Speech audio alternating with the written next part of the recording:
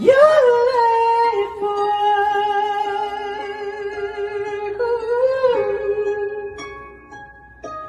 You're late for work.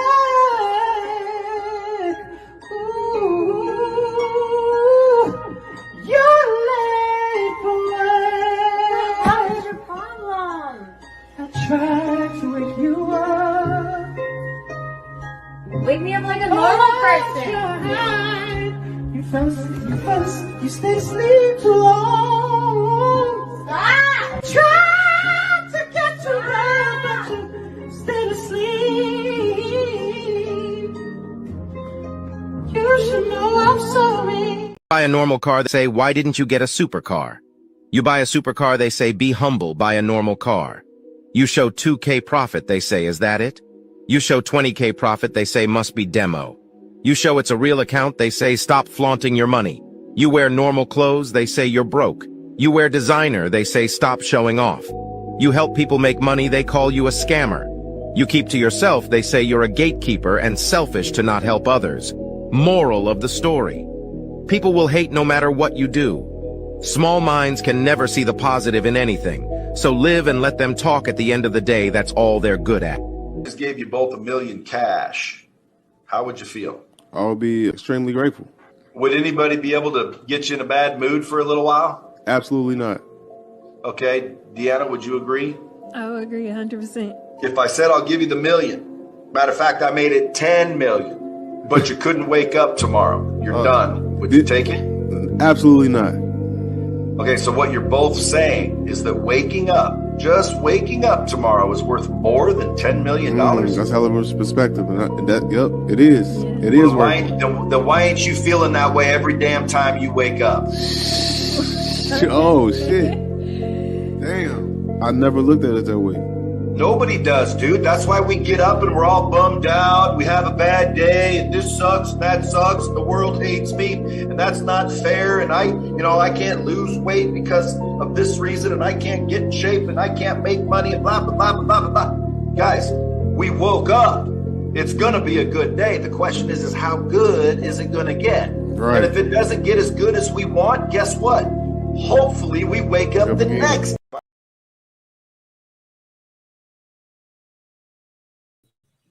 Hey, what's good? What's good? What's good, everybody?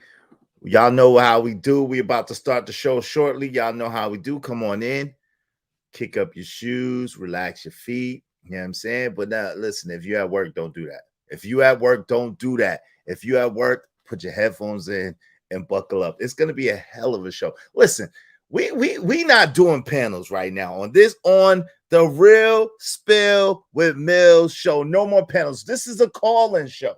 This is a call-in show, one at a time.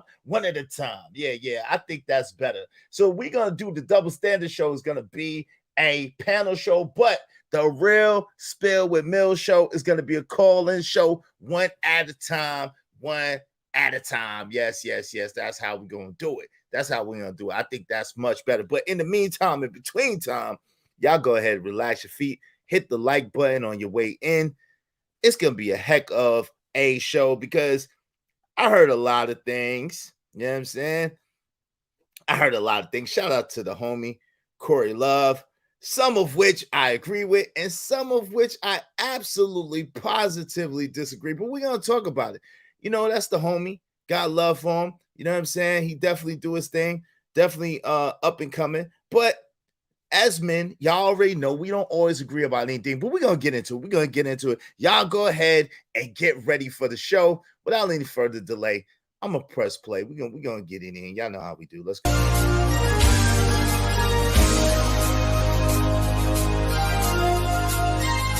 They say make a rap for the club, I tell them I gotta be true. Right now it's niggas who's robbing because they need food. And I'm a hypocrite, knowing that it's niggas who need shoes. I'm in the store copping like I need truth. So my pen's what I speak through. They're telling me intention of my fly ain't to tease you now. It's reward of a hard road that I survived. Designer clothes that I cop symbolize the grind. Some forever stay broke. I'm not surprised they on the Xbox, chilling like they got the time. I just talk to God like if I should die, may my deeds earn me wings so that I can fly. Then I fall back. It's like you can't show you confident without them trying to say you think you all that. And if I do, it's cause I earned that. Success is a lesson of progression. Haters never get to learn that. I've been through it, I'm still in it. I'm not finished, I got a tremendous rhyme so triumphant. I gotta win, I'm still action. Yeah, life's in the with the top down means that I'm close to the top now. But can't get there if I don't climb. I make moves, they hate on me.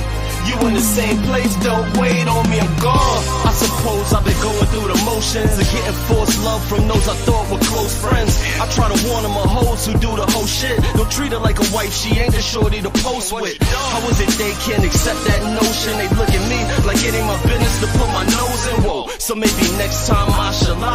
Sit back and watch my fam close his eyes and drive. Forget, I fall back. Tell him put his seatbelt tight, have a safe trip. I won't be alone for the ride. You think it's love cause they love to see you ball with them. But if they fall, hope you fall with them. That ain't love, and all along I thought that ain't us. Like I'ma let you stay down cause that ain't trust. And I realize the fact is that the top is a fortress of solitude. Cool homie, I got this. I've been through it, I'm still in it. I'm not finished, I got a tremendous rhyme so triumphant. I gotta win, I'm still action. Yeah, life's in the with the top down means that I'm close to the top now. But can't get there if I don't climb. I make moves, they hate on me. You in the same place, don't wait on me, I'm gone. End of the day, they don't wanna see you triumph, but still I beat the odds like David and Goliath. With one stone and one sling, one chance to try to pull Excalibur sword from out the stone and become king. If I don't know nothing else, I know one thing. I got enough grind to turn a carrot from a pumpkin. Flip a Benz off of a nickel, I'm triumphant. But I'd rather squeeze a mini mansion out of one pen. I never boast or brag or try to rub in. I just recognize when niggas is too content. I'm content sitting with a queen slumped in an S-Class 550 playing with the functions. I'm hopping out the range, sitting at the steakhouse. Pass around cigars to the hood, cause I made it out. So niggas start talking with their hate mouth. My life is all math, I subtract the lames out. I've been through it, I'm still in it. I'm not finished, I got a tremendous rhyme so triumphant. I gotta win, I'm still action. Yeah, life's in the with the top down means that I'm close to the top now. But can't get there if I don't climb. I make moves, they hate on me. You in the same place, don't wait on me, I'm gone. Yeah. Yo, it's your man's Izzy Bands, aka Israel Mills. You know the deal. This is the Real Spill with Mills show. Let's go. That was Life the Legend triumphant. Shout out to Life the Legend. May he rest in peace. Triumphant. Man, y'all, when y'all get a chance, y'all gonna have to check that out. You know what I'm saying? There's some bars in that joint for sure. Some bars in that. All right. So when y'all get a chance, check that out. Life the Legend, triumphant. Man. Yo, in the meantime, between time, we're going to get to the main topic today. There's a lot of interesting things that's going around YouTube. I said some of them. Yeah. So I'm going to review myself in a minute. We're going to review something that I said and go over it. But beside that, we also are going to review the homie Corey Love. Yeah, the homie Corey Love. Shout out to Corey Love. He had his show today, and, I tune in like usual in the mornings. A little rough there, brother. A little rough there. You know what I'm saying? He got, that's the funny thing about men, right? Men have their own philosophies and their own ideology. I'm famous for saying this. And what people don't realize is this is the reason why men are not as easily influenced as women. Because generally speaking, men have very strong ideologies and viewpoints, very strong ways of thinking. Men generally have their own, it may be some similarities, some nuances that are the same, but men generally have their own way of beingness and thinkingness and values and morals and compass and so forth and so on. So with that being said, you have men that align with each other, are cool with each other, but they don't align on everything. You've seen that with Angry Man and myself, which is my guy, my boy, my brother from another mother, my A1 day one sandbox guy, right? You've seen that with other brothers in these spaces. And the reason why you see it and the reason why you see clashes sometimes is because men, we have different ways of handling things, but we don't look at things the same. We don't feel the same things about things. Some things that's one person is passionate about, one man is passionate about, another man will not be passionate about. Now, let me say this. Is this new? It's absolutely not new. You've seen this with Peter and Paul in the daggone Bible. You've seen this with Peter and Paul in the daggone Bible. You've seen this with W.E.B. Du Bois and Booker T. Washington. You've seen this with Malcolm X and Martin Luther King. And a lot of the time, the funny thing is these men want the same thing, but the small nuances, like the old school man told me, yo, young blood, the difference makes all the difference. Now go ahead, young blood, go ahead and get him. Young blood, the difference makes all the difference. That little subtle nuance, that little way of beingness is going to be different from one man to another. But we're going to get into all of that and much, much more. And I'm going to open it up one at a time where y'all could call in. And you know what I'm saying? If y'all have something to say on it, we're gonna get to that as well. One at a time. And we are going to speak on it. No more panels on the Real Spill with Mill Show unless y'all absolutely pay for it. Then we may do it. But other than that, we're going to make this a call-in show, a solo but call-in show. All right. So shout out to y'all on that. So shout out to my man Stanley White. The same reason evil is the new good, the Bible is a book of correction. That's why it's dismissed. Yo, bars, Stanley. Bars. You know, you're going to make me get into this early. I don't want to get bars.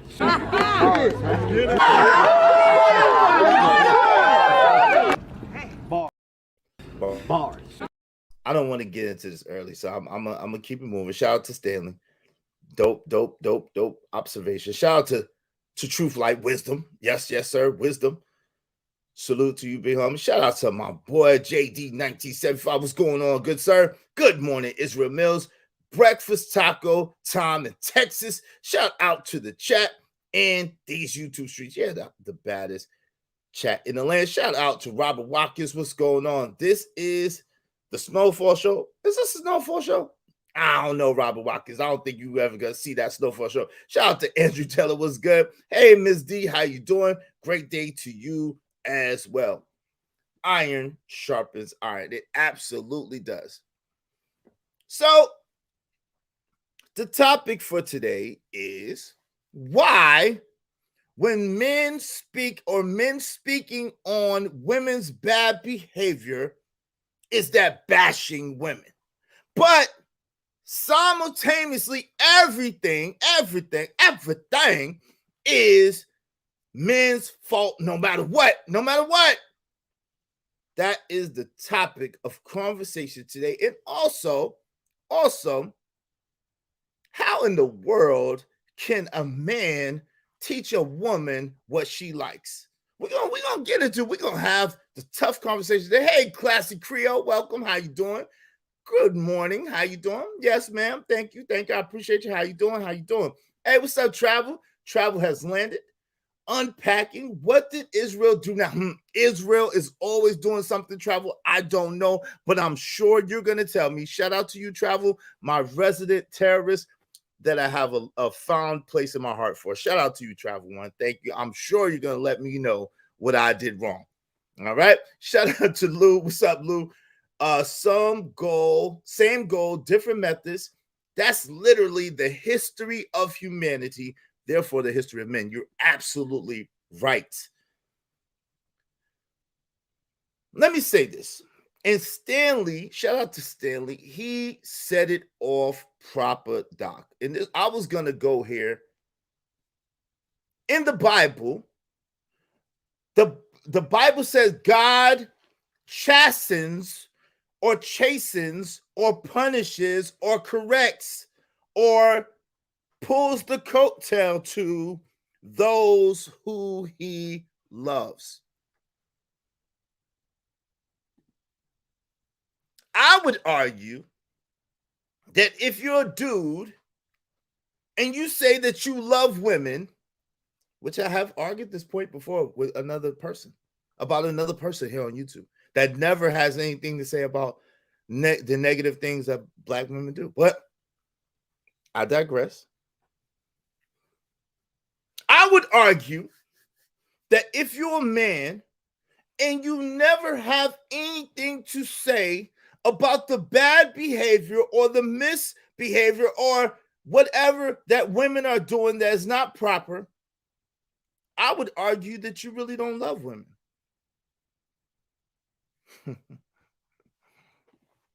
Facts.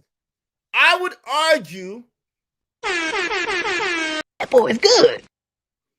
that if you're a man and you totally ignore women's behavior and you're always putting the onus, the accountability and responsibility on men, that you don't love women nor do you respect women.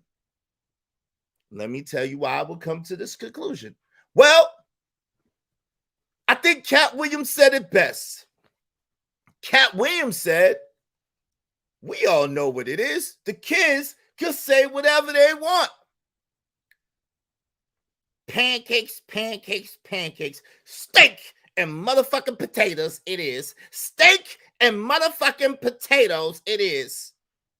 So what you don't understand is if you don't listen to women, if you don't pay attention to women at all, that means that you're actually saying that what they're saying is of no consequence. What they want is of no consequence. How they feel is of no consequence. The man who actually corrects them, who actually says, hey, look, this is what you're doing, but this is not going to get you what you want. This is not a good behavior, is the man who actually cares about the result, therefore cares about that woman. Don't hate me, hate the messenger. Don't hate me, hate the message. You know what I'm saying? That boy good, because that's a fact. It's not, there's nothing to debate about that. That's an absolute fact. Because the thing about it is, we all know that the things that we ignore, the things that we pay no attention to, we don't care nothing about because it doesn't affect us one way or another.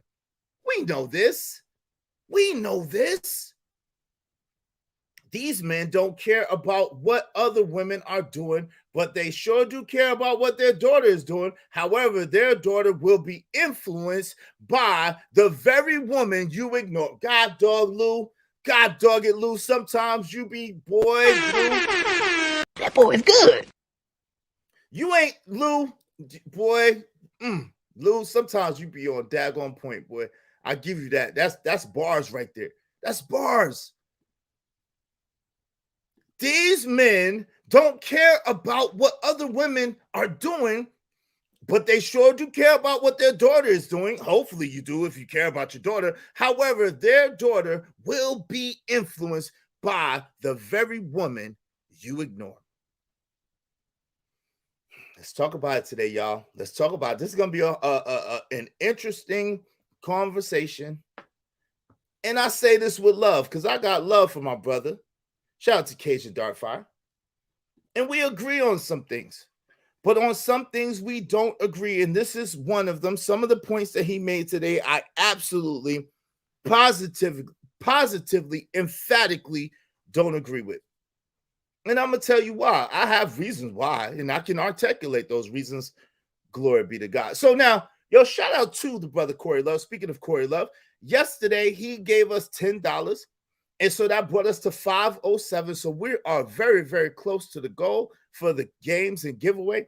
We only need $193 more to the Cash App, and we doing the games of giveaway. Y'all know what it is. Monday through Friday morning, the Real Spill with Mill show. That's what we doing. So once we get to our goal, we giving away. So y'all show some love through the Cash App, and that's how you get it. Per $5, you get your name. Per $5 in the draw. Corey Love is in here twice for his 2 tickets. I closed the show. He had hit up. And then I think after that, let me see. I think my man Stanley might have came through after that as well. Yep. Stanley White did come through after that as well. I didn't put you in there, Stanley. So actually, my bad, y'all. Actually, we at 517. Stanley White was the last one. His Cash App came through later, my fault. So shout out to my man Stanley White. Thank you, sir. So that's 517. We have 517.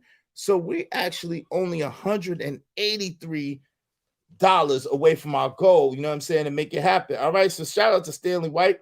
Let me put him in there. I put Corey Love in there yesterday as I was closing out. So shout out to Corey. He got 2 in the drum. And Stanley White got 2 in the drum as well. I appreciate you. Appreciate both of you good brothers. And I don't want y'all to make any mistake. You know, I'm going to articulate my point. I think that my brother Corey Love articulate his point. Stanley White 1 and Stanley White 2 earlier. And some of y'all I see agreed with him, and that's fine. And there's going to be some of y'all disagreed with him, and that's fine too. And there's going to be some of y'all that agree with me and some of y'all that disagree with me, and it's all good, right? What I will say is this. I agreed with some of his points. Let me start there. Let me start with the points that I agreed with that Corey made. What's up, Rocky? What's good, man? What up? What's good, Rocky? How you doing? Yeah, I'm doing well. Thank you, by faith. I appreciate it. What's going on? I be Wody in the building. Peace is into the chat. What's good, y'all? What's good? Welcome. Let me say this because I want to start like this. I want to be, you know, you gave the example of AM. Shout out to AM. See, what a lot of people don't understand about AM and I is Angry Man and I have been friends for a long time, right? About 30 years. Never in the history of AM and I's friendship have we had to absolutely agree with each other. He's an intellectual brother, whether some people want to agree with that or not. If he'll tell you, I always called the brother a genius. I've always recognized AM's genius. He has a certain level of genius the brother does. Whether you agree with his points or not, you cannot deny that he is talented and he has a certain level of genius. He just does. Whether you want to agree with that or not. But one thing I know for sure from being around the brother is the brother studies, the brother reads, and the brother does and has been on a mission to be the best version of himself that he could be. The same as myself. So, and I'm kind of putting the last story first, but since I started here, I'm going to put the last story first. I'm going to get to Corey last. Shout out to Corey Love. I'm going to get to the last story first. Okay, so since I switched up the order. You know what's funny? And Angry Man kind of told the story. I think I've heard him tell the story once or twice, but let me pontificate upon this story as well. I'm what you call a natural, right?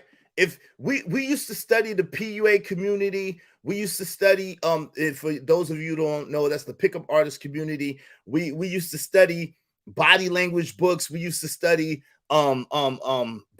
communication books. We studied all of that. I'm what you would call a natural, meaning I've never ever had problems getting the woman that I wanted. Never ever, right? It's not like I'm the most handsome. It's not like I've been the richest. It's not like I've been the most in shape, been the Mr. Mandingo on the block. But for whatever reason, I've always been able to attract, for the most part, the women that I want. Now, does that mean that I've never been rejected ever in life? That would be ridiculous. Of course, I've been rejected before. Of course, I've been rejected before. And being a salesman, that was where I received most of my rejection from being in sales, to be honest. But of course, I've been rejected, right? Okay. So I would be a liar, and the truth would not be in me if I were to try to come up here and make it seem like, oh, I've got every woman I've ever gone after, and I've never been turned down before. That would be a lie from the pits of hell. At the same time, I've been very successful for whatever reason. I don't even know why. And that's why it's kind of hard for me to understand when these women are rating men, because I wouldn't call myself a 9 or a 10 as a man. I would call myself an average man at best. However, I've never had issue attracting women and the women that I wanted. So with that being said, what I will say is this. I got married at a very young age. I got married when I was 20, I think I was 24 years old. And with that, there was a lot of things that I didn't know, a lot of mistakes that I made, and a lot of things that I didn't know. I married the young lady that I was involved with off and on in high school. We got married. We was dating off and on throughout high school. We ended up getting married later. It was not something that I necessarily would have done myself, but there was an immense amount of pressure that I caved to, and I gave in. So as a man, that's totally on me and totally my responsibility. One thing, if you've ever heard me tell my story, you notice that I put all the responsibility and all the accountability on myself. Because I, like Corey and like Smitty and like Joey, shout out to all three of those brothers, I believe that a man in his own life has a certain amount of responsibility and culpability in his situation. If it's to be, it's up to me. And the best help is at the end of your own two wrists. I believe that wholeheartedly.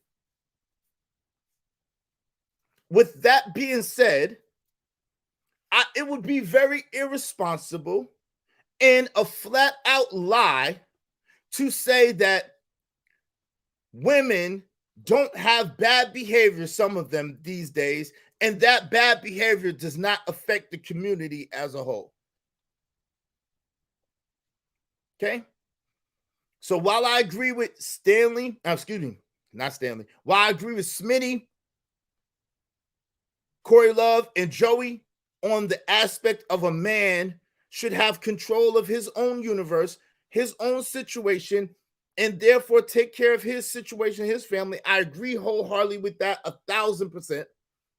I can't ignore the implication that women that have bad behavior have right now in the society as a whole. Okay, let's put a pin in that for a second. Shout out to B Love. What's going on, B Love? How you doing? So let me get back to my original point that I was talking in the story. So Angry Man and I been friends before I ever got married. He knows the young lady I ended up marrying. I know the women that he had children with. I know the women he's with today. He knows the women that I ended up marrying and having children with, whatever the case may be. He knows them. Throughout that relationship, initially, when I was getting money and I was doing my thing, I still had a tremendous amount of attention from other women. Now, what a lot of people don't know, probably including Angry Man, is in that relationship, that woman that I was married to began to work, like, because she knew I had a lot of attention, because she was jealous or whatever the case may be. She, number one, I allowed her, and this was my fault, I allowed her to convince me to let her work while I went and I took care of my children. That's why I'm so adamantly against that. Anytime I hear a brother say that, my skin crawls. I say, no, don't do it. Because 10 times out of 10 is going to end up bad. It's just a matter of when. Because if you're not the type of man that has the money and the ability to take care, if you stop to take care of those kids like we saw with Keke Palmer's baby daddy, that situation is always going to turn out bad. If the woman is working, the man is staying home taking care of the kids, it's something in women who can't really allow, especially black women, who can't really handle that. It's something in them. I don't know what it is. I'm not an expert in the field, but it seems to be something in women. I've seen it, even though I went through it, I've seen it time and time and time again, where they can't really handle that. So we as men should never really put them on or in that situation. Okay?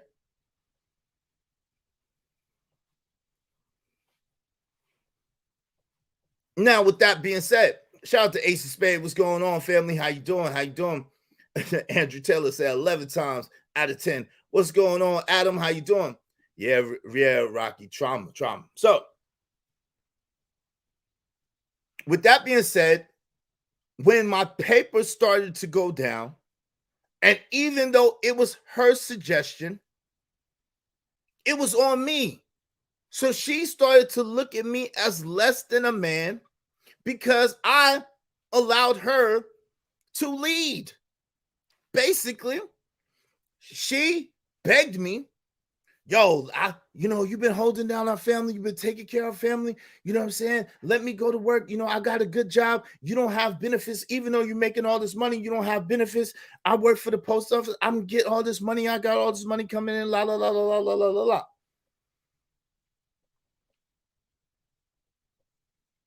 And then it was a thing of, you could watch the kids, save us on daycare, and then you could go out and hustle afterward. Now, I told the story before, so I'm not going to go through the whole story, but basically we only had one car at that point. We had 2 cars before, but we only had one car at that time. So what that meant was she went off with the car. I stayed at home with the kids with no car at that point. I said, we got another car later, but I stayed at home with my kids, with my babies. By that time, my babies was 2, 1, and some months old. And I stayed with my babies and watched my babies, stuff like that. She worked the 3rd shift, so she went to work. She had to be to work, I think, like 9 o'clock or something like that, 7, 9, something, 10 maybe. And then she got off no, my bad. She went to work at like 6, 7 in the morning and then would get off of work like 3, 4 in the afternoon. That's what it was. So, of course, it was a thing of she had to get rest because she worked at the post office. She was one of the people pushing them heavy mail things. So she had to get rest. She just had these babies back to back to back. So emotionally, chemically, psychologically, she was going through whatever she was going through. We was young kids at the time. I was 24 years old. She was 22, about to be 23. We had a lot of stuff going on. So, whereas she was used to me bringing in the bulk of the money, I was earning $700-800 a week back then, at least $700-800 a week every week, more than that most of the time. But I was earning that back in the daggone 90s, the late 90s, early 2000s. And so she was like, but you making all this money, you taking care of us, you've been taking care of us, I've been on bed rest, la la la. But my time is about to come to work. Come on. So I listened.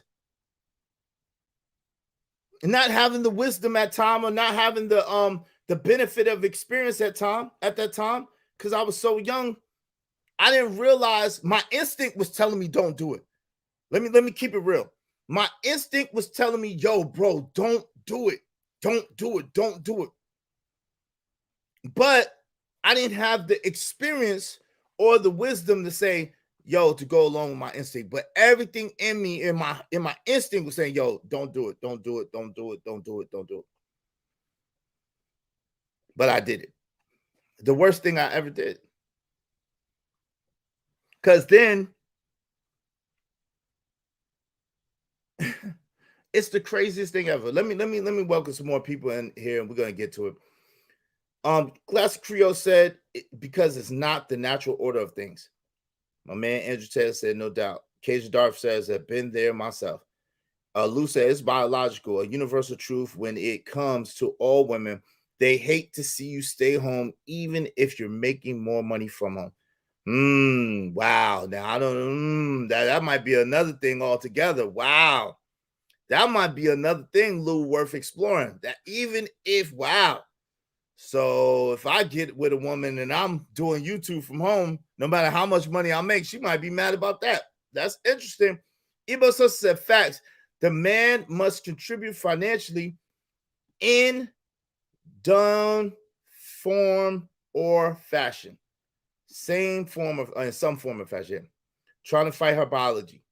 Is how long you been married? I was married. I think we stayed married like four years. It wasn't a long time.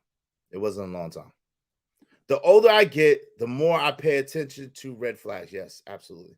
The Famous Davis, what's going on? Listen to your gut, little nigga. Chick clap. What's up, Famous Davis? Welcome back, my brother. Welcome back, Famous Davis. Click clap, Mr. Click clap yourself. Yeah, listen to your gut. Listen to your gut, brothers. That's one of the lessons I want you brothers to learn.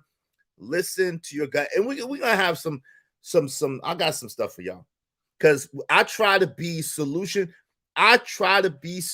oriented. I tell you these stories, but if you notice in the stories, I try to tell you the lesson I think that you should get from it. Now, if you get it, you get it. If you don't, that's on you, but I get it. If a woman don't fool with you for real, anything will make her unhappy or upset. Woo! Bars. Was being a household husband easy? Because black men say it is when the housewives do it. Well, Travel One, to answer your question, it wasn't hard doing the mechanics, changing. I'm the oldest of 5 children, so I already knew how to change diapers. And my little brother, God bless him, Prince Castro is my younger brother. My younger brother is 10 years, is about 10 years younger than me. So for a while, I'm an 80s baby, so I was doing the stuff. Me and my sister was changing his diapers and feeding him and making sure he's good. You know what I'm saying? So I knew how to do all that stuff. I'll just put it like that. So that wasn't hard. That part is not hard. And with the man, you tell me, yo, y'all go sit down. And then they go scattering. You know what I'm saying? With the man, they go scattering. However, the hard part is when your girl is looking at you crazy and talking to you crazy after you tried to make sure stuff's straight and you trying to get out and hustle. That's the hard part. Shout out to the Call It Like I See It show. Peace. Was good. That's what my dad taught me, no doubt. Thank you for sharing that with us. Famous Davis, what's up? GBG Grave Digger in the building. What's good? Yo, so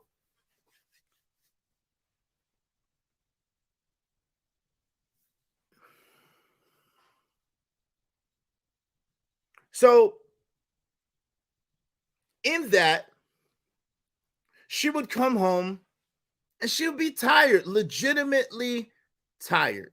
And like I said, we had toddlers at the time.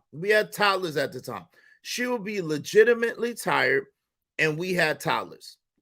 So it was unfair to her and unfair to me, and definitely unfair to them kids to leave them with her, and she was so tired. So what would happen is I would see how tired she is. She's my wife. I'm like, yo, she needs some sleep. Let me let you get some rest. And then the naps would be longer and longer. So that means I got toddlers. Someone got to be up with them watching them. So that means I can't go out and I can't hustle. So the least I'm out getting it, the least I'm out working, the least things started. So because now we're getting into 2000s and I was selling mixtapes. So now we're getting into 2000s and Napster and LimeWire and all of this stuff is taking off. So meanwhile, when I'm there with my kids and I'm trying to be, make sure that my wife is straight at the time,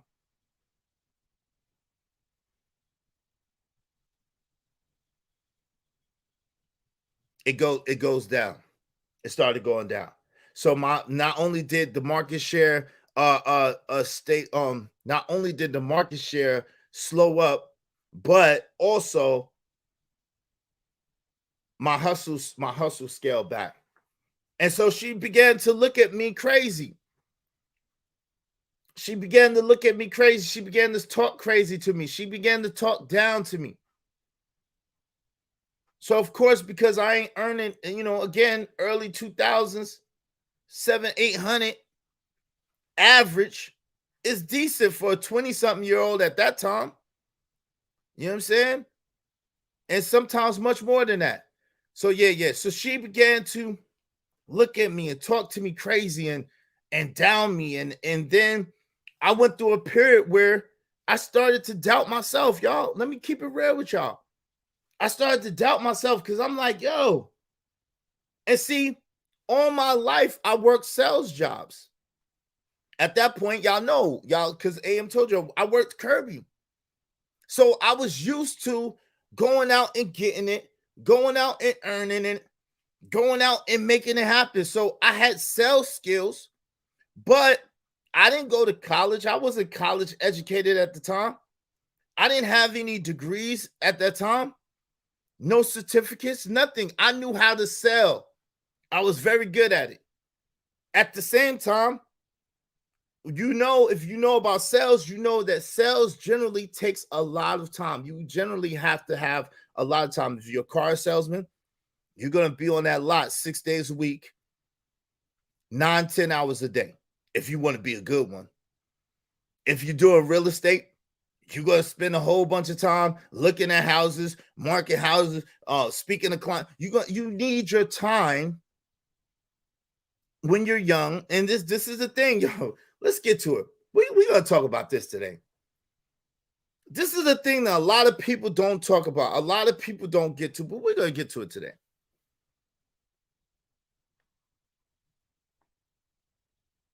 You can have time when you're young, unless you're the anomaly, meaning a superstar athlete or an entertainer.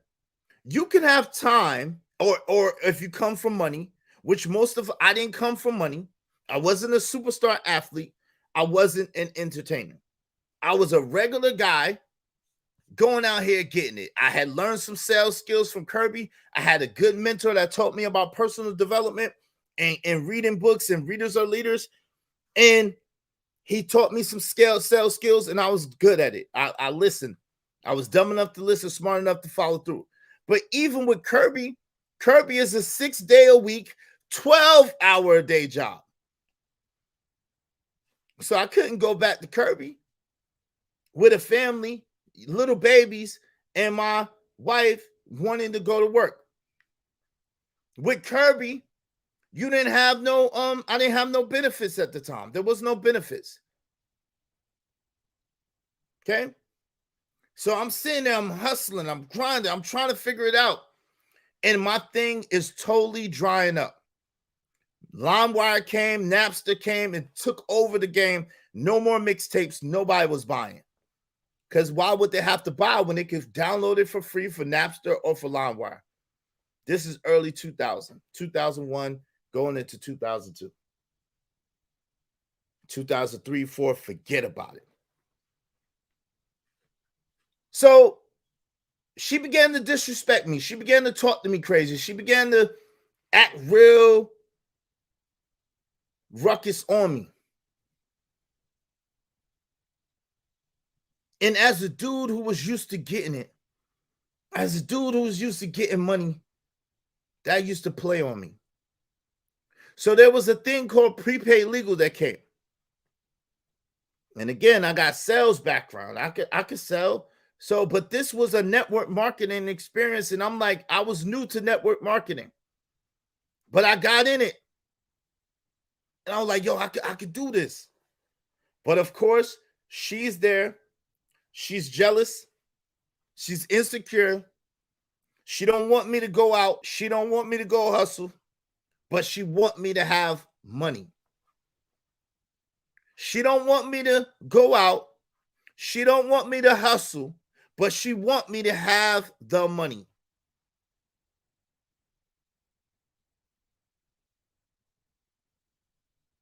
We all know that that is an impossibility, especially as a young Black man that does not come from money, that parents didn't give them a way up, that anybody didn't take care of in that particular way, that's getting it from the mud.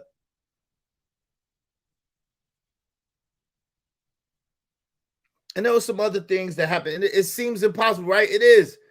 So there was some other things that happened before that, or whatever the case may be. I won't get into, because I don't want people to get upset with me, even though it's my story to tell. But let's just say I came in the game at a deficit. I came in the game at a deficit already. And at that time, I didn't even know I was on a deficit. Some of y'all know what I'm talking about. Yeah. At that time, I was making so much cash money that that's all I spent. I didn't know anything about credit. I didn't know anything about doing anything with credit. So by the time it was time where my cash was starting to dwindle down, and I'm like, yo, let me look into credit, I came in the game in debt.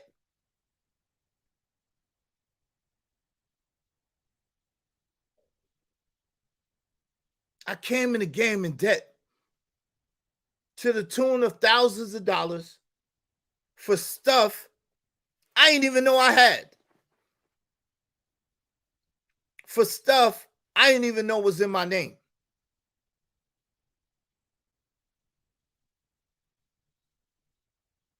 We're going to keep it real today. So I'm a young man.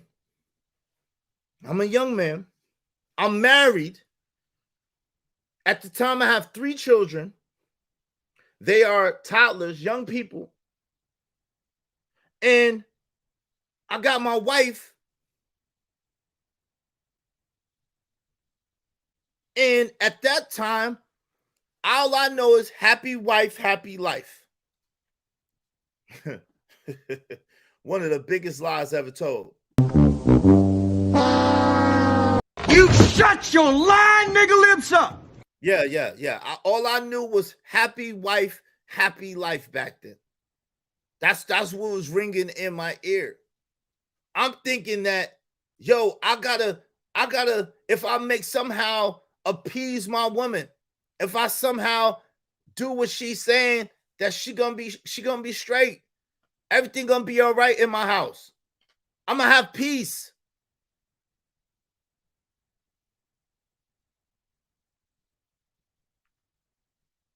What's up, Trucker? What's going on? But we all know. Yeah, no doubt. Hey, listen. Famous Davis, I'm a little older, brother. I'm a little older. I was 24 in 2000. In 2002, I was 24 years old. So, listen, this is a long time ago, but I'm just telling y'all to give y'all a little bit of background, and we're going to talk about it. So, I'm in the game. I'm in a deficit. I didn't know I was in a deficit because I was winning so much with paper, and I was playing with that paper, and I was good. I was paying everything cash. I ain't know nothing about no credit. Came in the game on the deficit side of things.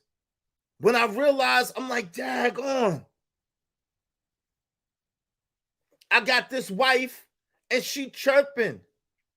She like, oh, well, if you do this, or if you do that, or if you do this, I'll be happy. I'll be I'll be ooh, ooh, ooh, ooh, ooh. But it wasn't true. It wasn't true. If I did this, she would not be happy. If I did that, she was not happy. So I had skills. My skills was sales. I tried to get in prepaid legal, but I was going too long. You going too long. I was. Oh, my daughter seen me one time. My daughter seen me one time in the mall talking to a woman trying to prospect her for business, and my daughter told my wife, I seen daddy talking to a woman. My daddy was talking to this woman. How she looked? She was a pretty woman.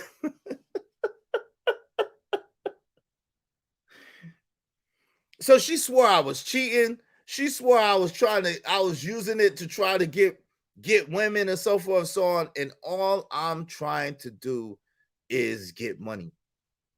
All I'm trying to do is to get better. All I'm trying to do is to take care of my family. So of course, after my daughter said, and my daughter was like 3 at the time or 4, she said, I see daddy. Daddy was talking to this pretty woman.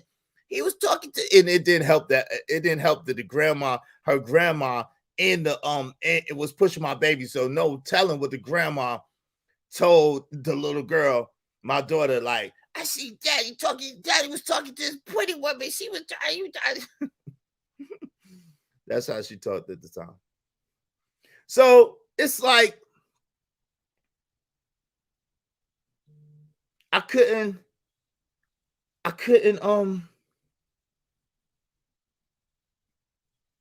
win for losing, yo. I got this family. I got 3 kids. I got a wife. You know, because I was making a certain amount of money, we had a Range Rover, we had a house, we had all these bills, and my wife was used to me paying for everything. But she didn't understand that when she took away my ability to go out and go do what I had to do, that meant that I wasn't getting any money. And so when I wasn't getting much money and it was all on her to take care of stuff, she didn't handle that well. She couldn't handle that. That was too much. So she started disrespecting me. So I said all of this to say I started feeling bad about myself. Whereas I was a dude that was mad confident, where I was a dude that was used to going out and shaking it up and making it happen. I lost a lot of confidence during that situation. I really did. Because my ability to provide went down, and I really didn't understand at the time I was young. She was in my ear. She was disrespecting me. We started having a bunch of problems, even though we kind of had problems anyway, and that's why I never really wanted to marry. But anyway, we started having a bunch of problems, and it was a bunch of arguments about this woman. You just trying to go out because you want this woman, or this woman wants you, or stuff like that. And I'm like, yo, I appreciate you, Stanley. Thank you. So I was like, yo, I'm just trying to make it happen for my family. I'm 24 at the time. I'm just trying to make it happen for my family. I just want to provide for my family. So she was like, well, you need to get a job. You need to get a job. And yo, that's the weird. Yo, if you're a dude and your lifestyle is here, and you've had this lifestyle of here for a while, there's no way that you get a job that pays you here and you're going to be able to make up the gap. There's no way. If you're a man, a businessman that's been doing business, a salesman, whatever the case may be, and you're here and your lifestyle's here, there's no way a job will sustain that. Like right now, there's no way possible, unless I get a sales job, that I can sustain my lifestyle with just a job. There's no way possible. When your bills are $3, $4, $5, $6, $7, $8,000 a month, what job are you going to get to pay your bills? What job are you going to get to pay your bills and sustain your lifestyle if your lifestyle is that type of lifestyle? And I know y'all saying, oh, well, why would you living below your... No, you're not. If you're making, let's just say for the sake of conversation, you're making $80,000, right? $80,000 a year. So what is that per month, y'all? What is $80,000 a year per month? Let me see who's good with the math real quick. What's $80,000 a year per month?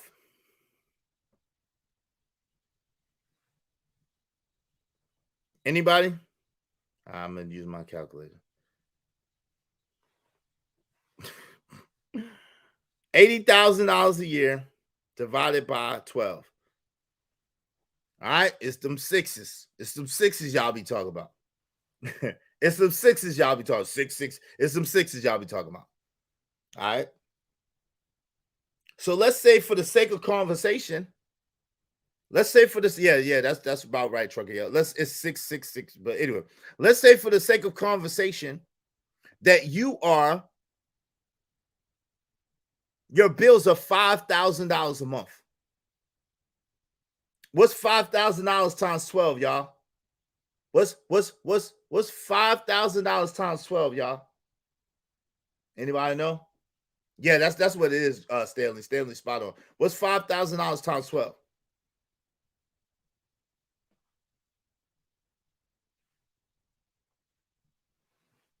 That's 60,000. Just for the sake of call, yeah, 60,000. Okay, 60K. So if you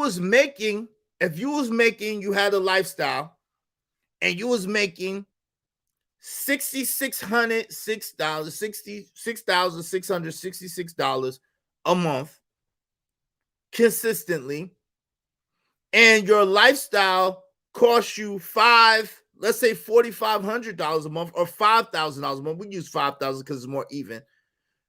You were making 80, your bills are 60. So that's 20K to play with. Some might say that's close, but that's 20K to play with. So that doesn't mean that you're necessarily being irresponsible or you're necessarily splurging off your money. You're saying, hey, I know I've been making this 80K consistently for 10 years, let's just say, and I feel good about that. My lifestyle is a 60,000 or a 50,000 lifestyle. What regular job are you going to get, y'all, that's going to afford you a $60,000 a year lifestyle when we know that the median income is $45,000? Y'all help me understand. And we talking about back in 2002, y'all, 2002. Let's get to it. None. Exactly. Zero. None. Which is the issue. But she was like, yo, get a job. So I got the only job I could get at the time. Guess what that job was, y'all? Guess what that job was at the time? I ended up getting a job at McDonald's, y'all. McDonald's. And I wasn't even a manager. So I'm a 24-year-old kid. 24. Now, it wasn't upper management. Yeah, see, look, shout out to Sugar Bum. She said, I live in DC. You'll be homeless off 60K. See? But we're talking about back in 2000. Shout out to Wisdom Jones. Bashing women is fun. Yo, no, it's not. We're not bashing women over here. That's a whole nother thing, but we're going to get to it. So, yo. So she said, get a job. Right? So I'm applying for jobs, but no job is coming through. And mind you, I have to get a job off of her schedule because she has a good job, quote unquote. Guess how much her job was paying at the time, y'all? Guess how much her good paying job was paying at the time?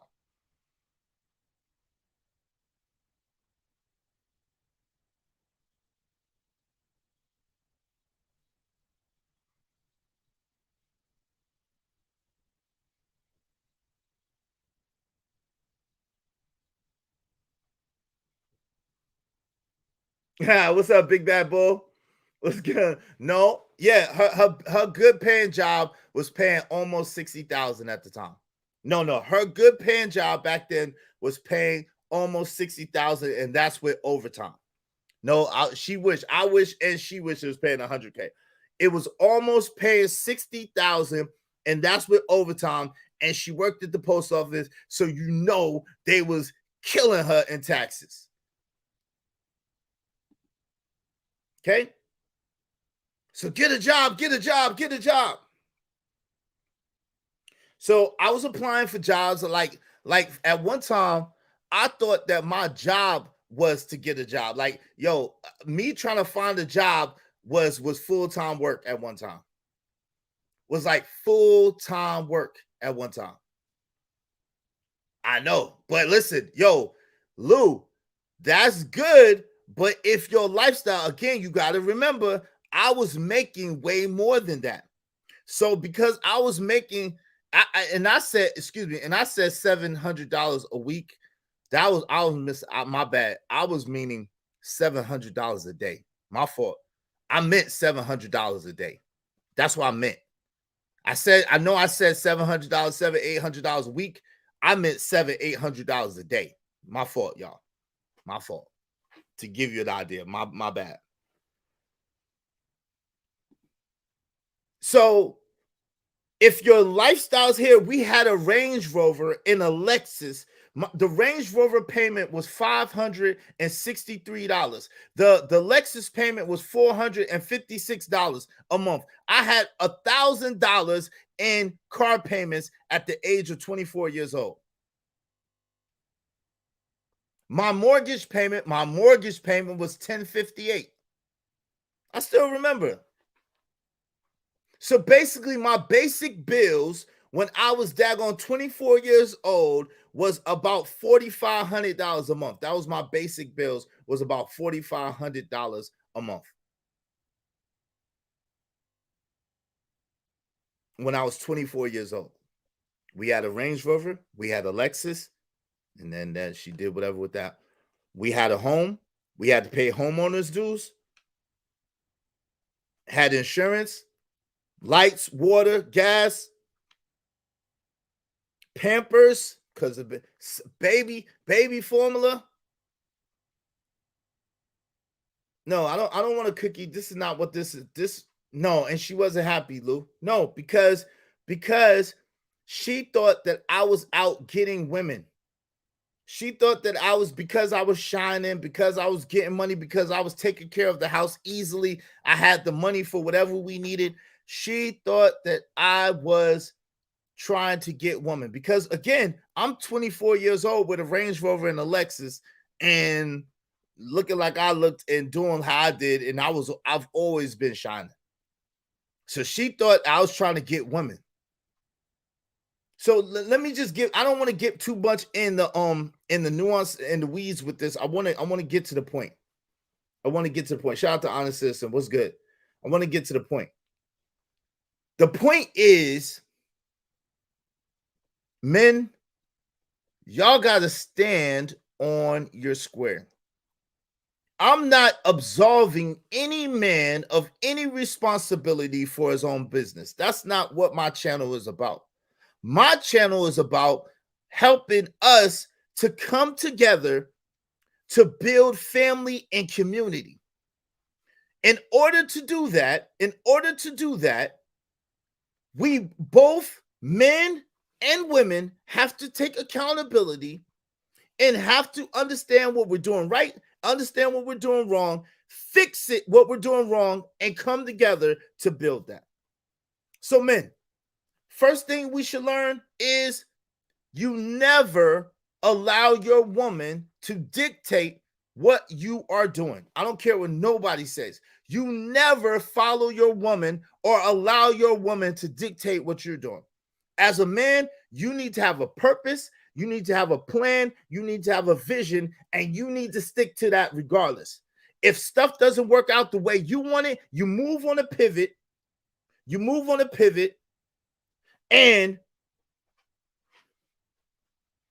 move on a pivot. Okay? So as you're moving on a pivot and you're doing what you need to do, your woman will continue to respect you for doing what you have to do and doing what you're supposed to do.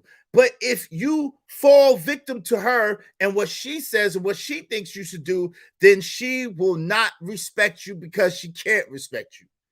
Never get into this thing of, no matter how convincing she is, no matter how sincere she seems, never as a man get into this thing of, yo, you will sit and watch your kids while she go to work.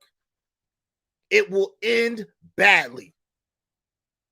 It will end badly, unless the only way it won't end badly is if you already are a multimillionaire and you got a stash. But best believe that may even be somewhat problematic, but I'm just saying. I'm just saying. Now, are there exceptions to the rule? I'm sure that there probably are, but I'm talking to the masses right here.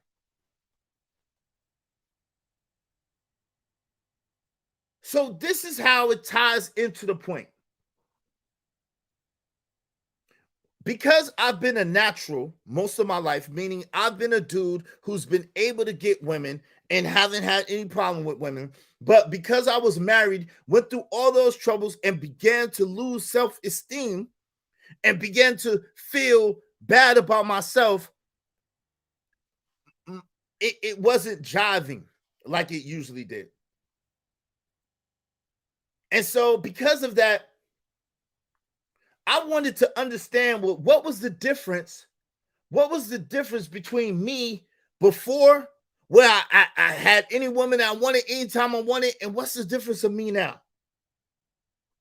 And because I wanted to understand that difference, what I began to do was I began to go and read books again. I began to go and look into personal development again. But also, I began to read books about body language. I began to read books about women's nature. I began to read books about how to interact with women and so forth and so on like that. To the point where I studied it.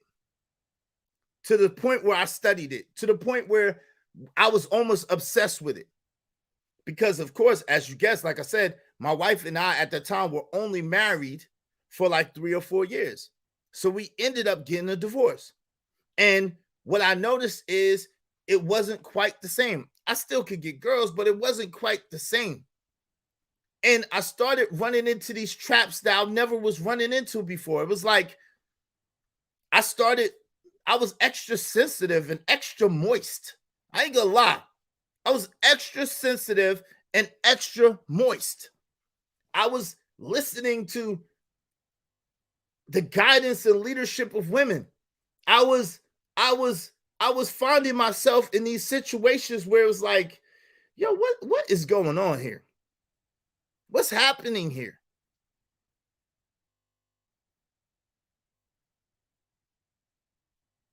And so, because of this lack of confidence that I obtained through going through this divorce, through going through this harsh situation, which it was much, much more than I've talked about now. I've talked about before a little bit, but for intensive purposes, I went through a lot and it changed me a lot. And it made me cupcake. Yeah, I was cupcaking. I was boo loving. I was Mr. Stone Cold Gentleman, Romance King. And this was about 2000. This was like 2006 for a while after that.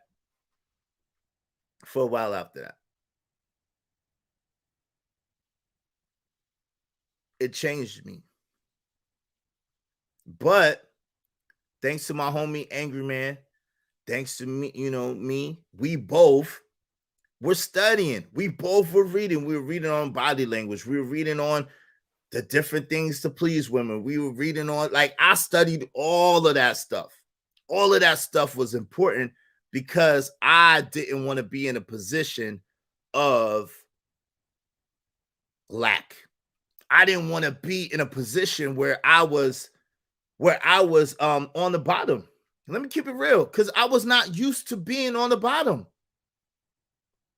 I was not used to being on the bottom. I was used to getting what I want, when I wanted, how I wanted it. That's what I was used to until I got married and until we got divorced. I was used to getting what I wanted, how I wanted from women. But after that marriage, things started to go down for me in my relation to women. It just did. And so I studied. I studied body language. I studied what nature, feminine nature. I studied Karma Sutra. I studied everything. How to maneuver, what to do, how to do it, when to do it, where to do it, all of that.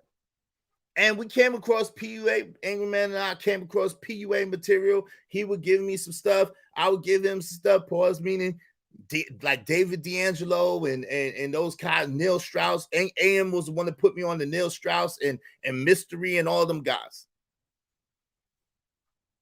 Because again, I was natural with women. I didn't never have no problems getting women, but I was starting to have problems with maintaining relationships.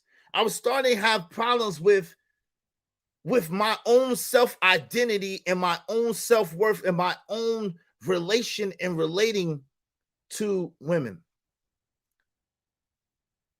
No, I'm not bitter at all. I don't complain about women. So so I'm not bitter at all, but we're going to get to it.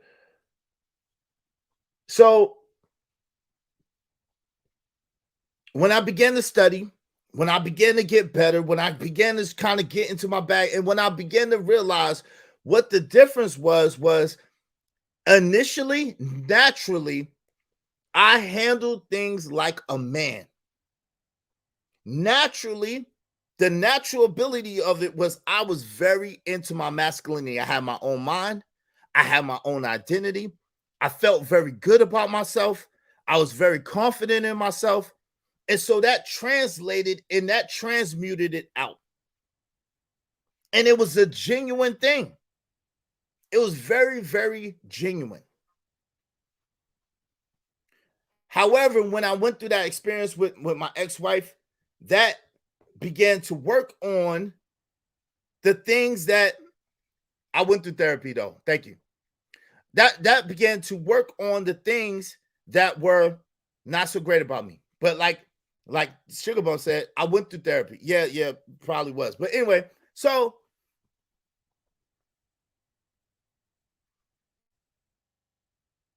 as I began to get back into myself, as I began to understand now from being natural to understanding like, yo, there's a difference between men loving like men and men loving like women. And that difference makes a major difference in how you handle situations and how you thrive and live.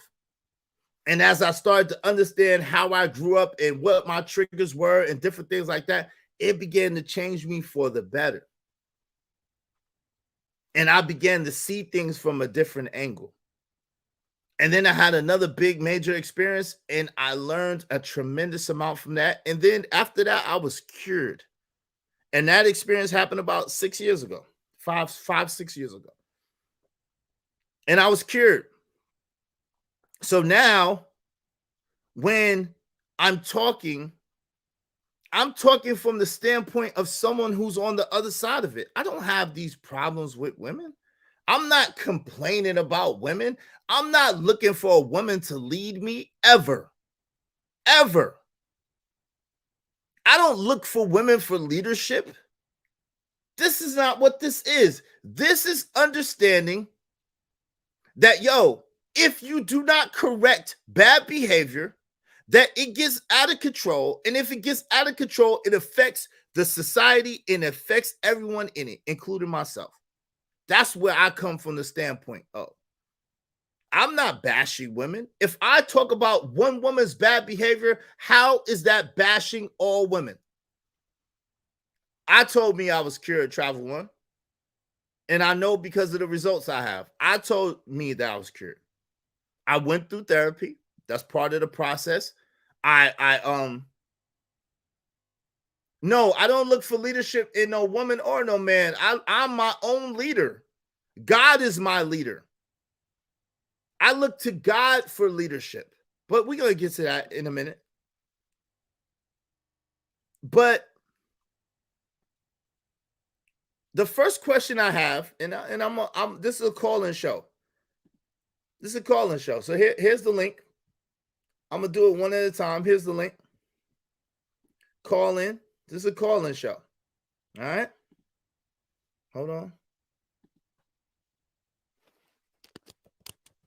I'm gonna add to it. Oh.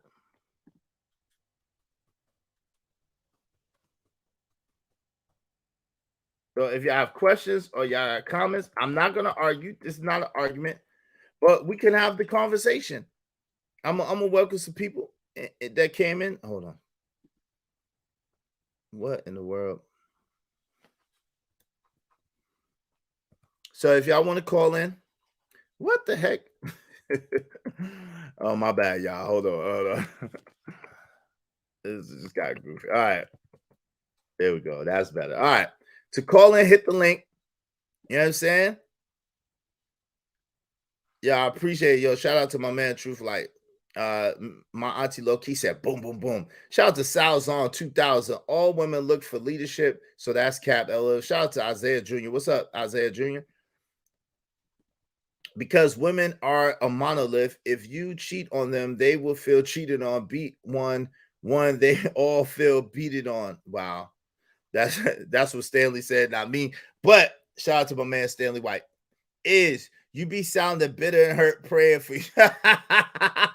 If you get that from what I said, God bless you. You are amazing.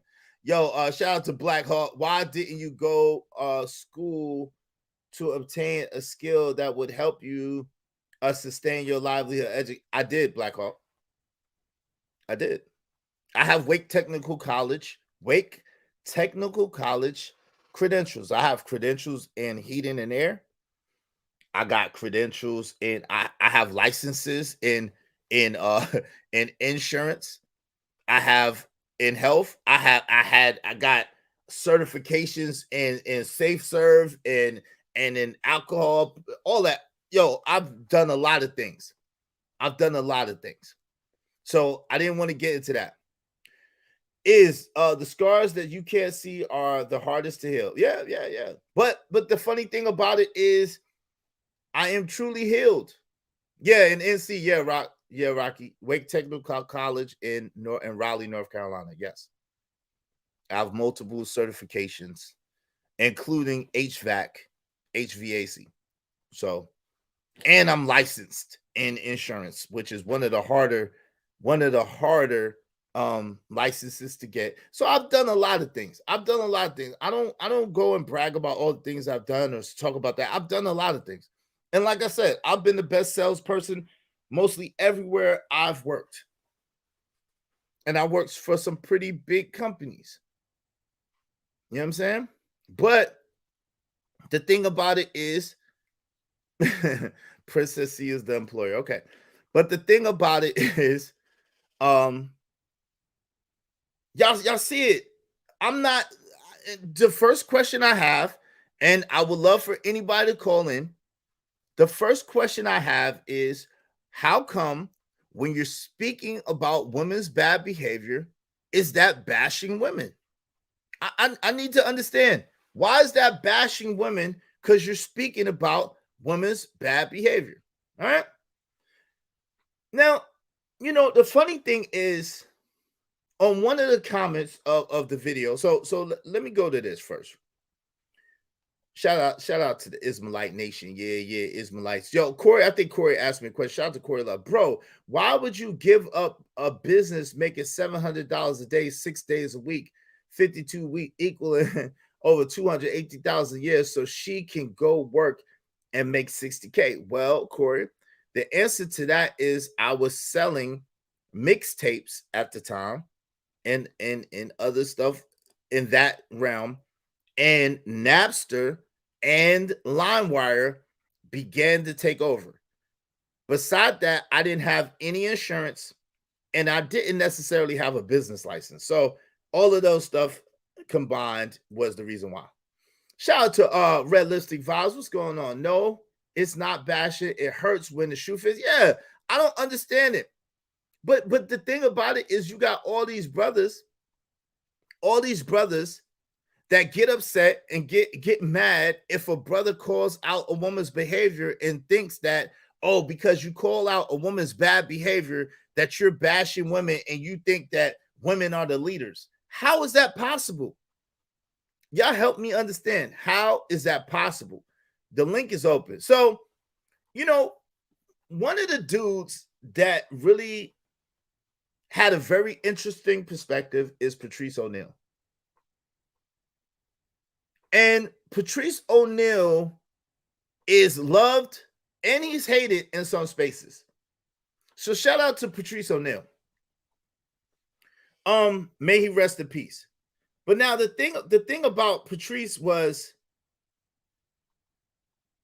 he believed in nurturing healthy relationships, and he believed in it from a certain standpoint and a certain perspective, right? Patrice O'Neal's main message was about self-confidence, having value for yourself, and being authentic and true to who you are. Okay. Shout out to Witty Jan. Shout out to Gaia. Hold on. Let me see. Y'all. Okay, so Travel One said, because you need to be talking about black men bad behavior. Why? And being out of order and lack of black men leadership and how black men want a soft life. What I don't see that way. So this is the thing too. I don't see that way. That's not how I view it. I don't know no black men who expect to have a soft life. I just don't. So when black men are out of order, I do speak on it. The same way I speak on it when black women are out of order. I speak on it because my thing is for the community. Now, just because you feel a certain way about something or you want something a certain type of way does not mean that I feel that way about it. And just because I have a difference of opinion than you, that does not mean that I'm grifting or that I'm trying to hustle. I'm speaking up for me and what I believe and what I stand for. That may not be the same thing that you believe and what you stand for. I'm not you and you're not me. You don't have my experience. You don't have my life. You didn't live my life, and nor did I live yours.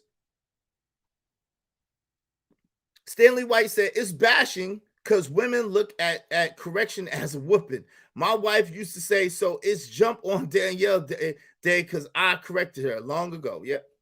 Guy said, give specifics. Otherwise, that's not a good question.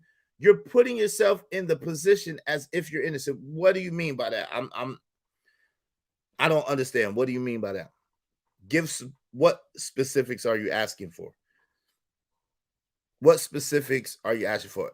Sugar Bum said it becomes bashing when it's repetitive. Well, Sugar Bum, tell these women to stop doing goofy stuff. It's not like listen, again, I talked about one woman who said some particular things that I didn't agree with, and I spoke on those particular things that I didn't agree with. Then I gave the counter in solution base to those things. How is it repetitive?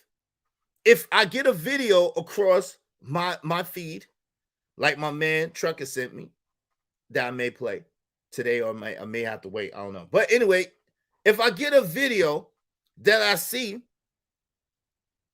and it happens to have a man in it, he's doing something goofy, I speak on it.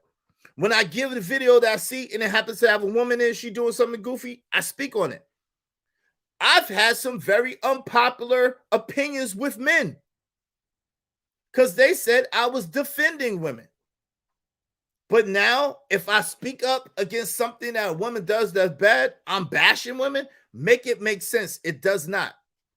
If you look at my track record, I'm very balanced. I call it like I see it. And I don't have a character, nor am I playing a part. This is me, good, bad, or ugly. The people that know me No, I really go harder than this in real life. If anything, I'm kind of toning it down as far as how bad I go on bad women. I go harder on bad women in real life. The people that know me know that. I don't play no bad women games. I don't, because I understand, even though we as men are the leaders, the society can only rise as high as its women. A chain is only as strong as its weakest link. That is a fact. So that's what Angry Man was alluding to when he said, yo, is you been, when they see, because I go harder on women in real life than I go on them online. That would be the only thing I'm guilty of. Going a little bit easy on y'all online than I'd go in real life. I don't play that, period, because I know how dangerous it is and I know how far it could go because I've been through some stuff and I've seen some other brothers go through some stuff behind women. So I don't have no tolerance for it. I don't accept it. I don't care who you are. I don't accept it. I don't tolerate it. And I call it out immediately. Sister, mother, aunties. My aunties are pretty straight. Cousin, girl that like me, girl that I'm with, girl that I'm not with. I call it out. And I call it like I see it. In real life.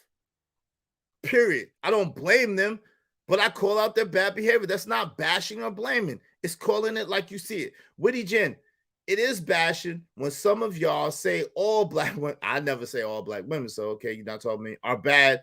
When you can't get a good BE, what's a good BE in the US because these young, inexperienced dude blindly quote y'all. What's BE? What's BE mean? I don't know what that means, Witty Jen. What's BE mean? Self-confident dude who was 300 pounds? You talking about Patrice O'Neal? So you think wait a minute. You think that Patrice didn't have confidence because he was 300 pounds? Okay, that's interesting. Patrice, and in case y'all don't know, rest in peace, Patrice O'Neal was a renowned comedian and social commentator, and he was known for his unfiltered, unapologetic, candid perspective on relationships, particularly in the realm of dating and mating. His philosophy was characterized by a unique blend of brutal honesty, astute observations, and deep understanding of human nature. So we're going to delve into the tenets of O'Neal's philosophy, highlighting his unwavering commitment to authenticity and his unapologetic approach to navigating the complexities of romantic relationships. Okay? So yes, I would say that Patrice was, I'm not 300 pounds. She's talking about Patrice O'Neal. I would say that Patrice was confident. Absolutely, Princella bashes men. Are you serious? Absolutely, she bashes men. I saw something hilarious today. Men today are looking for submissive providers in women. Well, I'm not. So I don't believe in that, Corey. So I get you. B Love said, in these spaces, it seems there's always a gender war. I think it would be more refreshing to hear what we all do like for a change. Well, and I speak about that too. But this is the thing. Why, if you talk about bad behavior from a woman, if you're a man, is adding to a gender war? I don't understand it. The link is in the chat if y'all want to call in.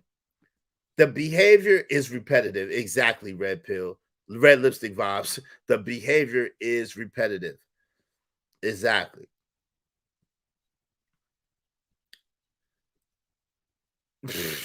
Y'all are tripping. I wonder where y'all was at in the 80s and the 90s and the early 2000s. That's what I want to know. When you were calling out the bad behavior, play the clip. Was there a comment made after you called out women? I need specific. So Gaia, I did play the clip. I played. Yes. Okay. So yes, there was many comments made. Sugar Bum is making them now. Sugar Bum and Travel One are in my chat right now, and they always accuse me of women bashing.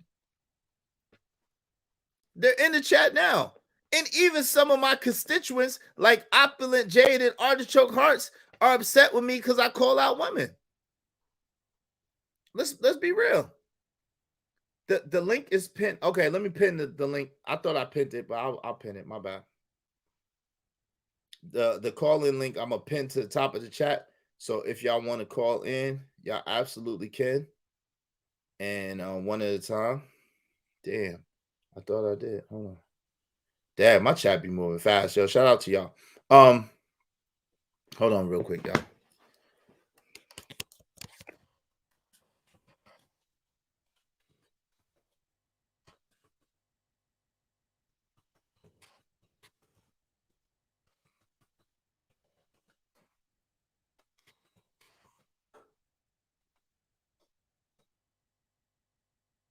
I'm for it, y'all. All right, here we go. And I'm gonna pin it to the top of the chat. To call in, hit the link. Oh, what? It keep trying to make me daggone. There you go.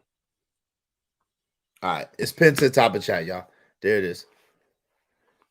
Men and women bash each other in these spaces. For the most part, it becomes redundant when all the content creators do it. Not saying you're bashing them. How about we just work on growing and not worry on who is bashing who, right? I mean, Israel, so y'all weak ass men want to do what women do. What? How y'all could call in. That makes no sense. It makes absolutely no sense.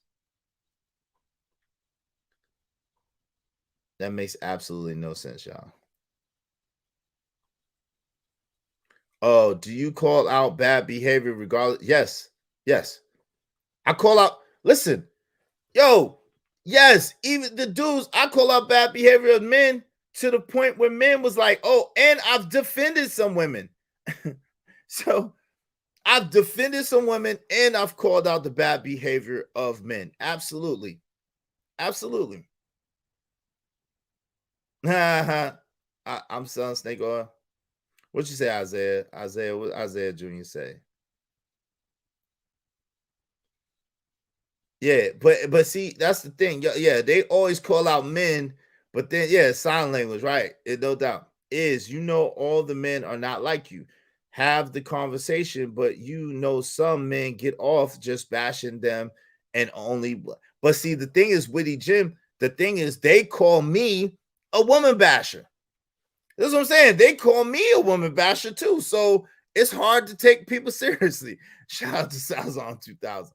Yeah, it's like, how am I? Yo, what's up, Reese Nell? How you doing? Reese Nell, what's good? If it don't apply, let it fly. I always say that. If it don't apply, let it fly. If the shoe fit, don't try to put on. What's up, Romello 747? Excuse my back. Most of y'all are not peaceful creatures. Y'all gonna get me in trouble. Y'all hit the link, man. Y'all hit the link. If y'all want to talk about it, y'all hit the link. But we're gonna move it. Y'all are crazy. What's up, Poppy Blanco? Hey, yo, what's good? What's good? Poppy Blanco in the building. Yes, you have defended women. Yep, I have. Has defended me before. I know I have, beloved. I have. But you get called a simp and a white knight and all types of stuff. But then when the women, if you say anything at all about what the women do, then you're women bashing. It don't make sense.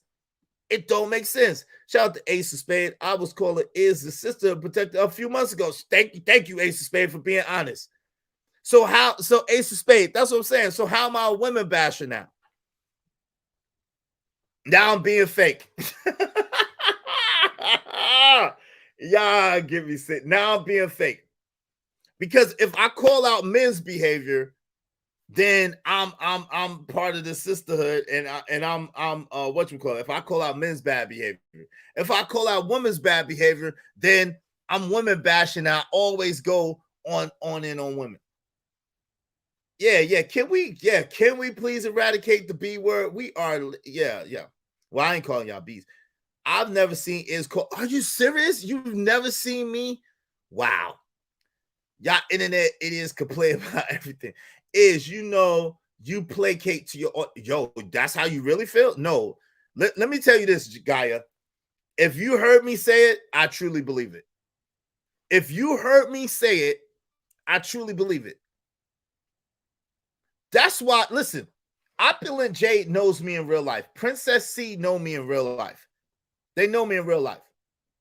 If they're in here, if you ask them, they will tell you I got more energy against bad women in person than I do online. Ask them.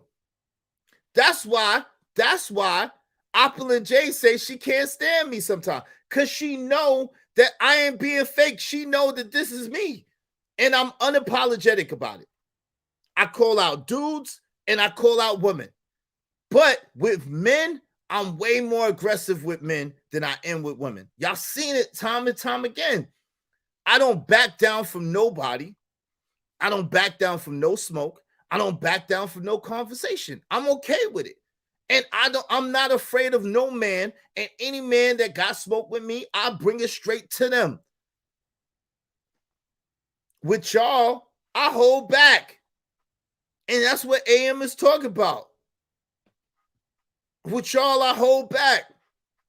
I don't hold back with men. So come on. Yo, Princess C, you know me in real life. Yo, Princess C, am I keeping it real, or am I'm pretending? If the woman in the chat feel like you're bashing, why don't they just leave? But they rather troll all in chat. What's up, Kyle Black? Wisdom Joe, Israel of the Alpha War. Give an example of you going at men. Watch, so Israel Mills is telling the truth, and yes, I know him in real life. I have known him for years. Yeah, I keep it real. I know, cause you see, where you at? Where are you at, Opulent J? Opulent J know me in real life too. She might not want to listen because she upset with me because she say, "Why we talk about women?" But I do it. I call it like I see it. I've called out Fatty. Where's my proof? The epic battle between Fatty and I is proof. Shout out to Team Fatty. The battle between Thanos and I is proof. The battle between, well, not really a battle, but me calling out Nightish is proof. Me and AM going back and forth is proof. I don't always agree.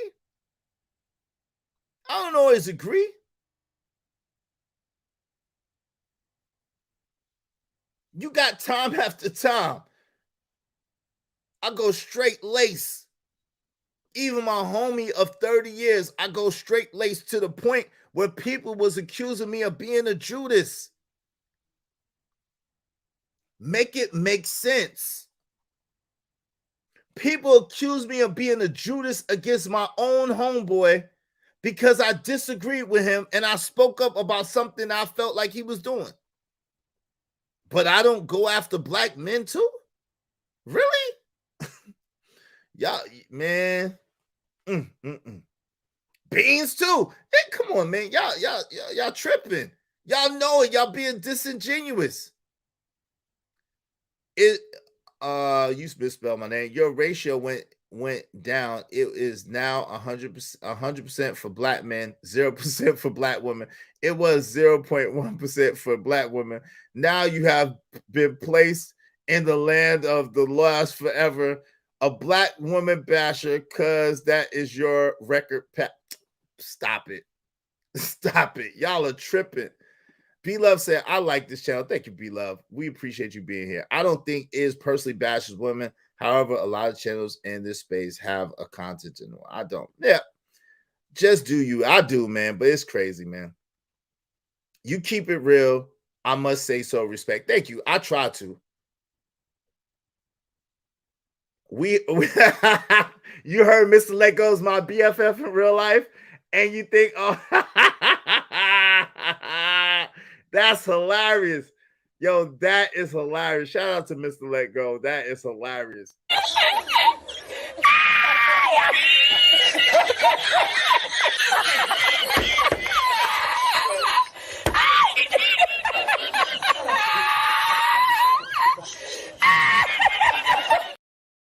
That is absolutely hilarious. Like, absolutely, positively hilarious.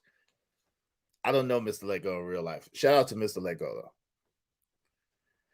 That's absolutely, positively the most hilarious. But this is what I do know. I don't know about that, but I do know this. One thing for sure, two things for absolute certain. Being the bigger man is overrated. You got knocked up. Never mind. Being the bigger man is overrated. I do know that. Israel Mills, talk that ish, fam. You're from Brooklyn. F these weird. BKNY till I F and die. Yeah. Shout out. If you and Let Go ever collaborate, your show should be called Let Go to Israel. Y'all are wild, yo. Y'all show some love, man, through the Cash App. Y'all show some love through the Cash App, man. So let me just give y'all some finer points, because some of you ladies may not be able to stomach Patrice O'Neal. If y'all think I'm a woman basher and y'all think I'm bad, I'm pretty sure that y'all would absolutely put my boy Patrice O'Neal in that bag.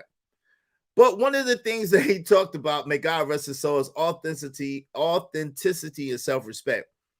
That's one of the central pillars of Patrice O'Neal's philosophy on dating and mating, was the insistence on authenticity. He believed that individuals should embrace their true selves, unapologetically expressing the desire and boundaries, unapologetically expressing their desires and boundaries. He emphasized that self-respect was paramount.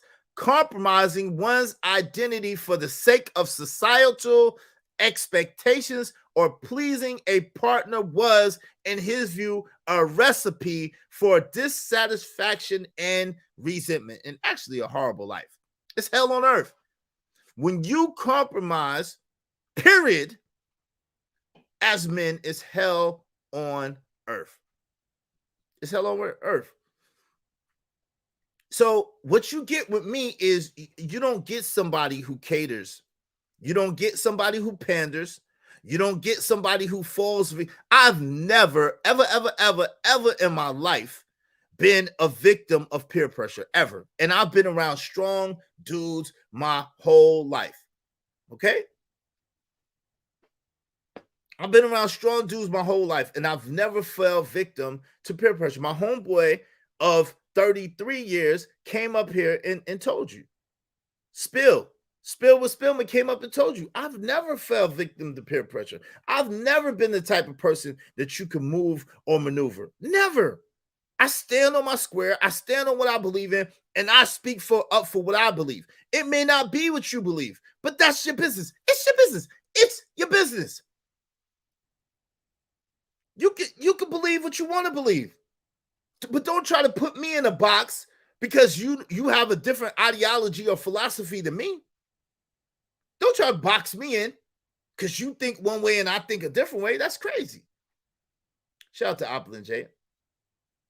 I have a full analysis and breakdown of what's going on with Iz, but I'll keep it to myself. Come on. I would like to know. I should keep these comments to myself. Oop, I hit and said, no, go ahead. I'm curious because you've already been wrong about one thing. You've been wrong a couple of times, Corey. Corey, you've been absolutely wrong. So I'm going to need you to go back and get a refresh of your discernment, brother. I'm going to need you to recharge your discernment battery, brother, because your discernment is a little bit off. It's a little bit off. Like that much. Your discernment is a little bit off, bro. So I'm going to need you to go refresh your battery. But if you would like to come, and this is a call-in show. So listen, it's only one person at a time. I will have a respectful dialogue and converse with you. And I don't mind people calling me out.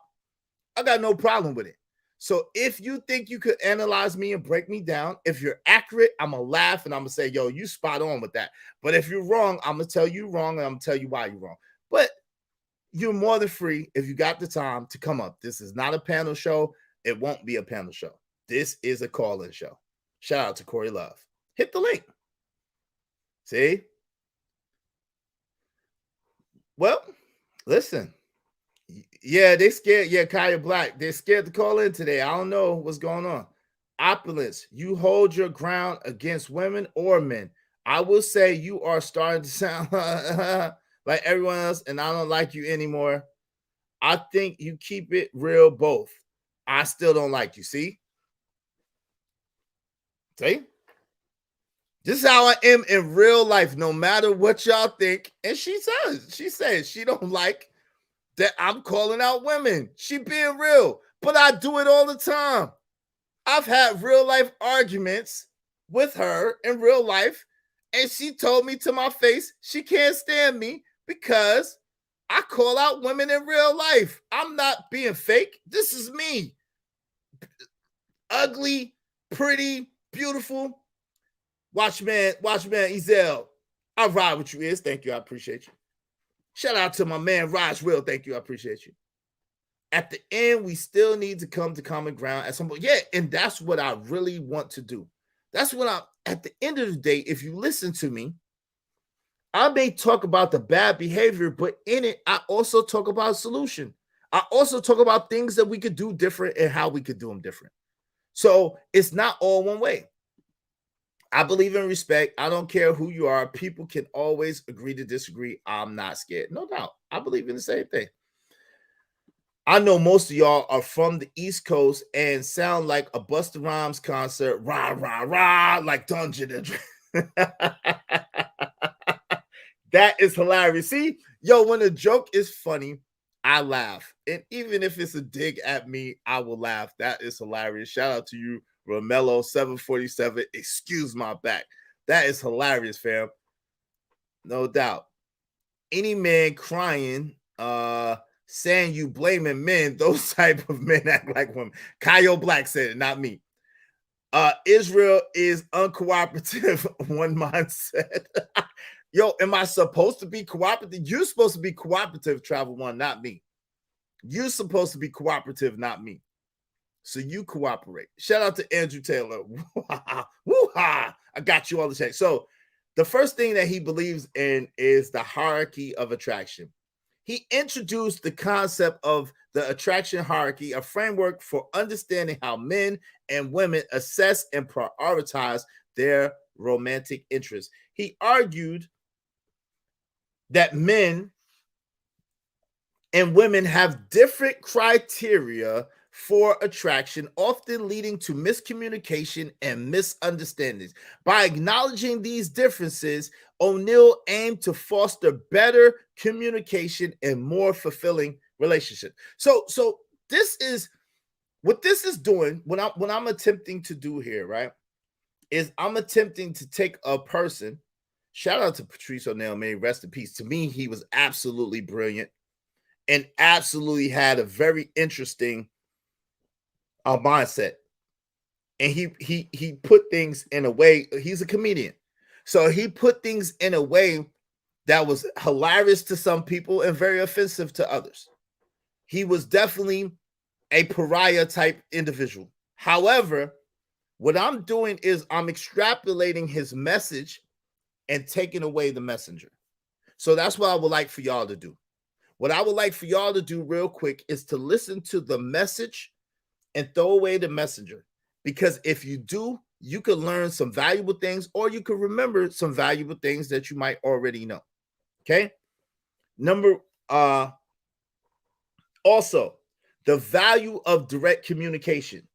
A hallmark of Patrice O'Neal's philosophy was his insistence on direct and open communication between partners.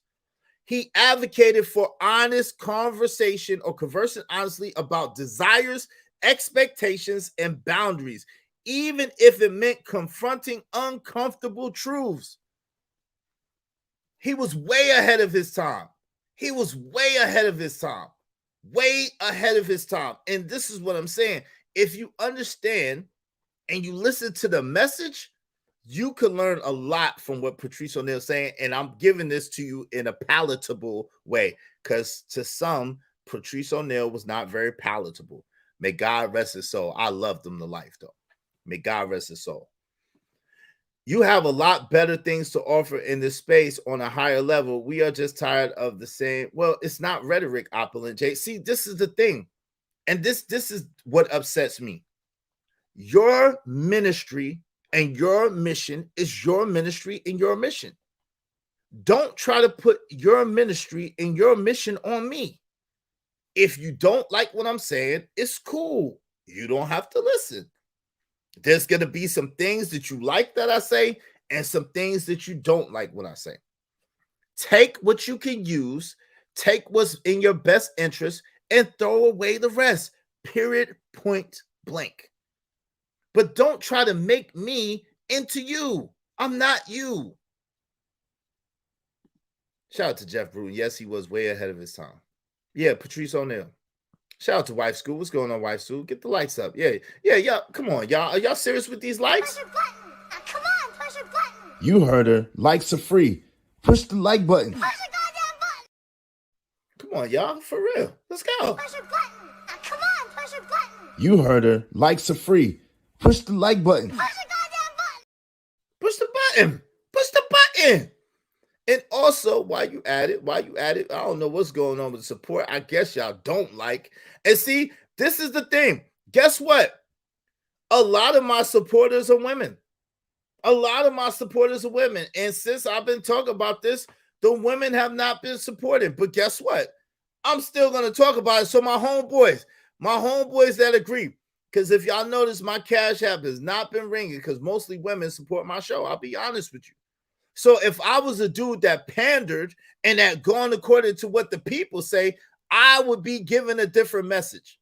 But I'm giving the message that I believe in, and I'm standing on my square. So my homies who agree with this message, yo, y'all show some love, man. I need y'all to show some love, because I'll be honest, the ladies hold it down over here. I got some ladies that hold it down usually, and they are not showing love. You can hit the dislike if you want to. That's cool. They are not feeling me on this. My ladies have not shown me no love within the last couple of streams. So y'all brothers, if y'all would, and y'all ladies who do agree or who do see that I'm advocating for the community and I'm advocating for all of us, y'all show some love, man. Yeah, President C, I am going to stand on my square. That's the only thing I know how to do. Popular or not. That's the only thing I know how to do. Shout out to Karinetta. She said, AM said the same thing, and it's all facts. Yeah, it's facts. Listen, that's the only thing I know how to do is stand up and stand for what I believe. Y'all show some love through the cash. Hey, Trucker, yeah, man, you got to take care of your balance, my good brother. I need you to take care of your balance before I bring you up. I need y'all to take care of your balances. Y'all brothers with balances, I need y'all to take care of that before I bring you up on the show if y'all want to come up. I love y'all. Appreciate it. I have exceeded my YouTube budget. LOL, it's okay. I mean, and listen, and if y'all don't have it right now, it's okay. Y'all just hit the like button and share the video. I appreciate that. But I'm saying, if y'all can, y'all please show love through the Cash App, $ Israel Mills. And you know it goes into, y'all know we still doing the giveaway. We got all these names, y'all. We only won 183 away. I mean, we mad close. We are mad close to our goal. So we real close, y'all. So, you know what I mean? You could be sponsor of the show. Tell them, Shorty. $50. I'm not giving you $50. Why? Because $50. No. Shout out. Hey, let me see who's showing love. Hey, my man, I be Wody, come on, I got your 3, 6, and 9. I do thank you, I be Wody.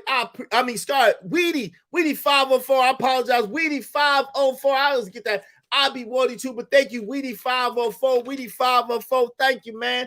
I appreciate you always showing me love and support. Weedy 504, man. Let's get to it, my man. Weedy 504. Thank you, Weedy 504, for showing love, man. I appreciate it. No matter what the situation, I'm just trying to climb. Just to a nigga face. Weedy 504. We gotta put my man Weedy 504 in it. Oh, look, we closer now. We just 163 away. 1, 2. We just 163 away. Thanks to our good friend of the show, Weedy 504, that got our back. Weedy 504. Thank you so much, brother. I greatly appreciate that. I greatly appreciate that. Bank day. You know what I'm saying? That good bank day. Thank you so much, man. Y'all brothers hold it down for us, man. Y'all brothers hold it down. Shout out to Romello, man. Romello, there y'all brothers go. There my brothers go. Stand up, brothers. Thank y'all. There my brothers go. Sisters, listen, y'all can be mad at me if y'all want to. Y'all want an echo chamber? Y'all can be mad at me if y'all want to. Y'all can be mad at me if y'all want to. Y'all not going to be able to control me, though, no matter what you're saying. Shout out to my peoples. Romello 747. Watch your back. Thank you, family. For the bums waiting for the first of the month. Shout out to Romello 747 coming through big time. Yo, we mad close now. We mad close now, y'all. We mad close now. Yes, sir. Yes, sir. We almost there, y'all. We almost there. Yes, sir. We are 153 away from our goal. Shout out to Romello 747. Watch my back. Excuse my back. No matter what the situation, I'm just trying to climb. Just to a nigga face. So I wanted to review. Yeah, that's the baby. Yeah, shout out to y'all. Thank y'all so much for the love and support. I greatly appreciate you. I greatly appreciate y'all. Thank you. True to Israel. Shalom, good brother. Shalom. Thank you for supporting. I appreciate it. Thank y'all so much. Israel Mills bought 89 out of 90 members. He sell for it's a giveaway. It's games a giveaway. But the funny thing is, I did not, because I can't win. My name is not in there. I can't win. My name is not in there. Nowhere. All right. And it's gonna be fair and square. I'm doing it in front of the people, putting the names in front of the people, and doing it in front of the people is fair and square. So y'all gonna camp, y'all gonna come up. You know what I mean? So yo, my brothers that got a balance with me, I'm not gonna call y'all out, but my brothers that got a balance with me, if y'all want to come up, y'all gotta take care of the balance with me before y'all could come up on the call-in show. All right, we're gonna keep it a bean. All right. So shout out to my brothers that got a balance with me. Yeah. Yvette Marie is winning. Shout out to Yvette Marie, sister in the building. What's going on? Yvette Marie says she winning it. She in it to win it. Shout out to sis. She definitely in there. Yo, listen, Corey Love just need a couple more subs, y'all. If y'all not subbed to Corey Love, yo, please put Corey Love emojis, y'all. Please put Corey Love channel in the chat room. He said he gonna get there by the first of the year. Nah, he gonna get there now. Y'all go ahead and show Corey Love some love. If y'all not subscribed to him, go ahead and subscribe to him. Listen, he got a lot of great things to say. We don't always agree. We don't always see eye to eye. But I don't know what men have to. That's not the world I come from. That I gotta agree with you, everything you say, because I don't know no two men to do. Shout out to Apple J. Thank you, Apple J, showing support. Thank you, Apple J. She was thinking about it. She was like, I really don't like Iz, but I'm gonna show a little bit of support. Thank you, Apple J. I greatly appreciate you, lady. So we at 552, y'all. 552. Yeah. So we only 148 away. Apple and Jay was thinking about not supporting today, but I'm glad she did. Thank you, Apple and Jay. You in there. Thank you. All right. So we're gonna review this video by that got Izzy Bands in it. Izzy Bands said some stuff. Yo, Corey Love, interested in your analysis, brother. I've never been scared. Yo, thank y'all, man. Y'all coming through. I appreciate y'all. Thank you to the I Call It How I See It show. $10. Hey, Diaz, Dollars, gracias, mi amigo. Listen, we close now. We close. We're getting some work done, family. We're getting some work done. I like this. Thank you. I appreciate y'all for the love and support. Thank y'all so much. My brother's coming through heavy now. My brother's coming through heavy. 562. Thank you, brothers and sisters. Thank you. 562. We only 138 away. We only 138 away. I call it like I see it. I call it like I see it. That's me too, man. I like that. I call it like I see it. All right. So we got one, and then we got another one coming for I Call It Like I See It. You know what I mean? We got one. Thank you kindly. And here comes another one. I Call It Like I See It. So Poppy Blanco, you see this is real, right? I'm doing this old school, man. So y'all know it's real. I call it like I see it. Like you see that this is real right here, man.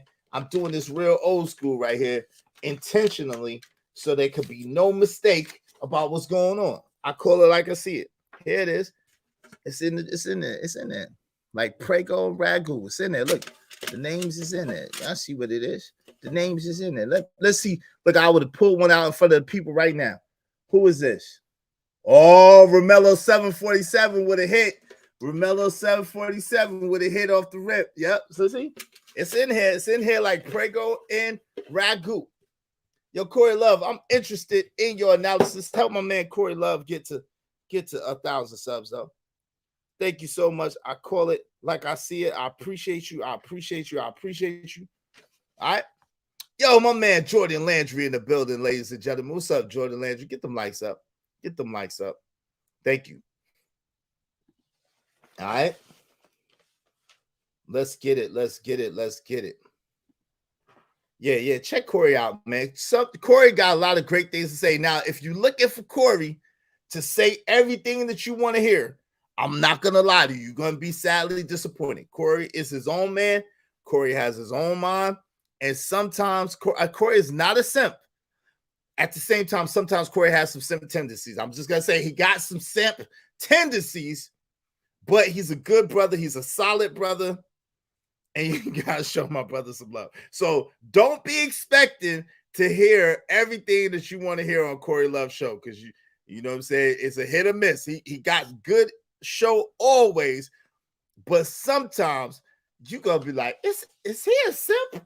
Sometimes you're going to ask yourself, but no, he's not a simp. He's a married man. He's a good married man. He just got simp tendencies, okay? He just got simp tendencies sometimes. But he's one of our brothers. He's one of our good brothers, so we got to show him love and respect. He's a solid brother. Shout out to Corey Love. Salute. All right.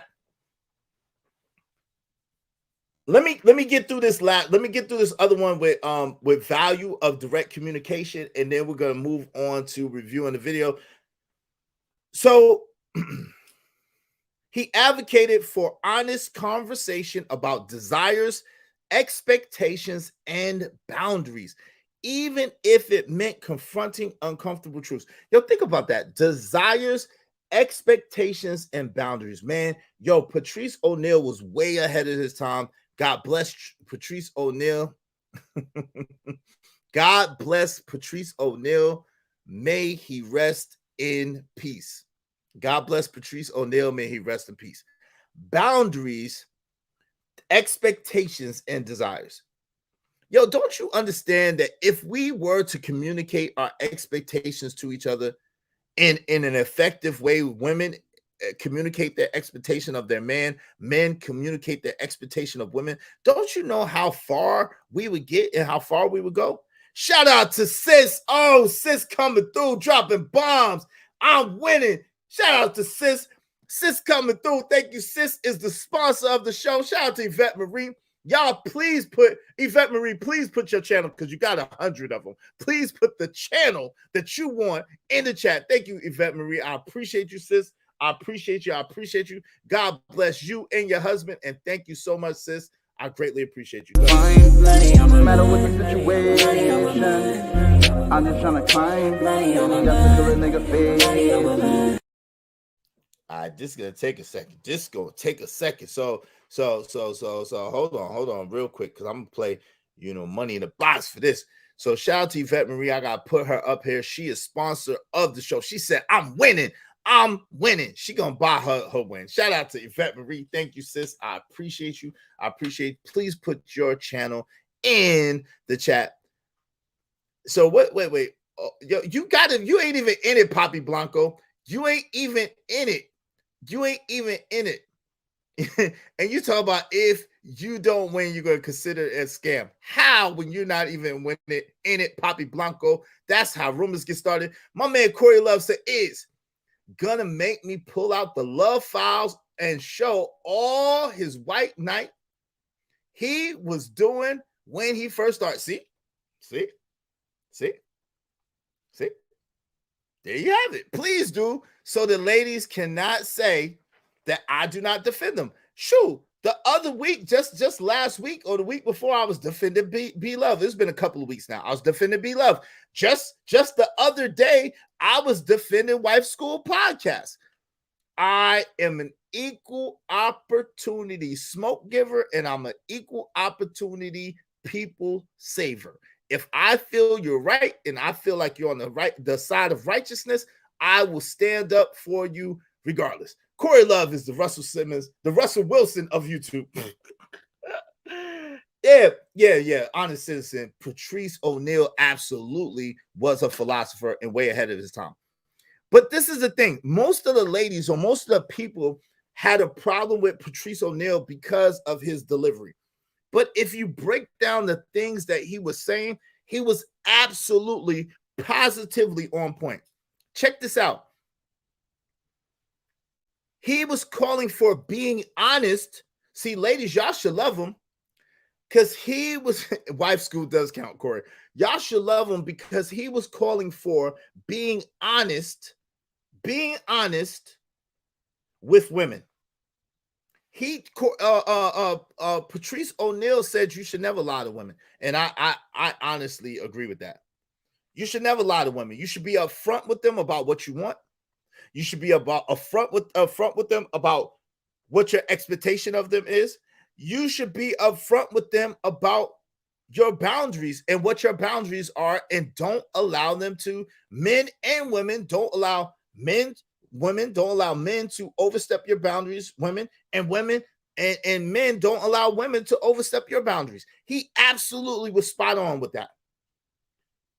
And he believed that avoiding difficult conversations only led to resentment and ultimately hindered the growth of a relationship. Good gracious, God, dog, Patrice O'Neal.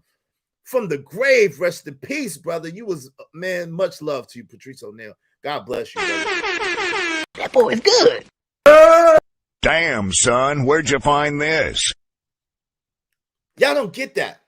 He believed that avoiding difficult conversations only led to resentment and ultimately hindered the growth of a relationship. And that's from one point to another. And if you notice, I obviously totally agree, because that's what I preach.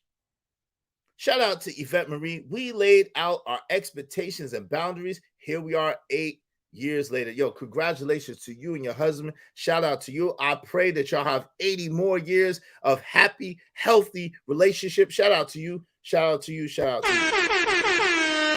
Damn, son, where'd you find this? That's a beautiful thing. It's very important. It's very important. And I think a lot of people have a problem with this, especially women. They don't like, and again, this is anecdotal. This is not all women. This is some women that I know.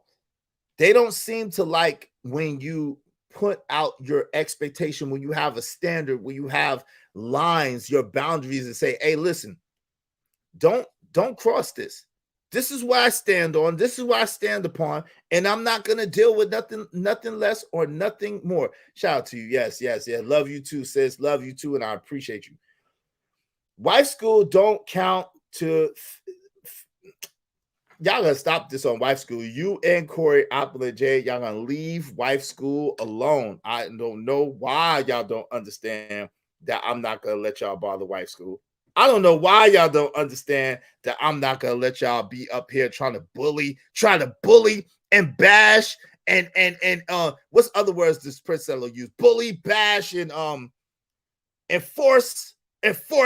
Yeah, I'm playing with you too, but I'm trying to use all the Priscilla trigger words. I'm not gonna allow y'all to bully, bash, force, or do mean things to wife school. I'm not allowing it. But denying those expectations and boundaries make for resentment when it inevitably falls apart. Yes, it does. Yo, what up, Joey? What's good? What's good? Yeah, I'm not gonna allow you to beat up on, bully, bash, or do that to wife school. Yo, shout out Joey. What's up, Joey? How you doing, family? Yo, the link is in there. If y'all want to come up and have a conversation, it's a call-in show, one at a time. The link is in there. All right. So, but that's a real big thing, okay? And I got more, but I'm gonna play this this clip from Lapeef Let's Talk. It's the one that I was on, and it's something that I said that I wanted to. It's a real ninja birthday today. It's a real ninja birthday today. Shout out to Six. It's a real ninja birthday today. It's your birthday. It's your birthday. Shout out to Six. That boy is good. That boy's good. Shout out to my man Six. It's a real ninja's birthday today. We're gonna have to get that right. Oh Lord, protect all women. Oh Lord. Even the strags and hyenas. Hey, Alante Fisher says she corny as hell is. Yeah. We know. Happy birthday, fam. Yo, you were supposed to remind me, man. Why didn't you remind me, Six? Come on, man. I'm gonna have to put something together for my man Six. Maybe, man, damn, Six. You were supposed to remind me. All right. It's the call-in show. Happy birthday to Six, one of the realest in the game. Happy birthday. All right, let's get to it. I'm gonna play this without any further delay. I'm gonna press play on this, and then we're gonna talk about it. Israel Mills says a man teaches a woman what she likes. Ooh, juicy. Pause. Let's go. What you say, Izzy Bands? What you say, family, when you wasn't being interrupted? What you say, bro? Here, that the dudes tried to laugh me out. I said basically the same thing that Lucky just said, and what is true. A man teaches a woman what she likes. And this is what a lot of brothers don't understand. When you have a connection with your woman, and when you've been a man who's experienced, you touch your woman in a way that she might not have never been touched before. You treat your woman in a way that she might have never been treated before, and she begins to identify what she likes and what she don't like according to what you did with her and how you interact with her. Oh, what that boy say? That boy good. That boy is good. That boy good up there cooking that good. That boy is good. Damn, son, where'd you find this?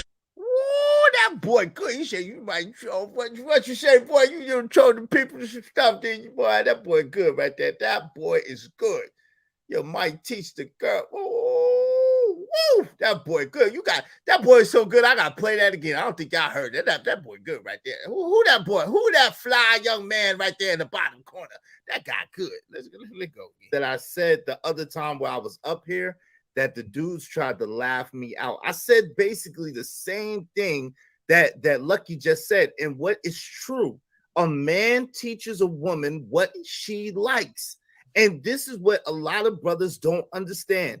When you have a connection with your woman, and when you've been a man who's experienced, you touch your woman in a way that she might not have never been touched before. She might not have never been touched before like that. She said, yeah, I like that. She might not have never been touched like that before. Let's go. Treat your woman in a way that she might have never been treated before. And she might not have never been treated like that before you, player. Let's go. To identify what she likes and what she don't like according to what you did with her and how you interact with her. And that's what I was saying the last time and it got missed totally. So Sweeney, bars, that boy good. That's some bars right there. That boy good. Ooh, just like the very first time, like a virgin. Yeah. Bars.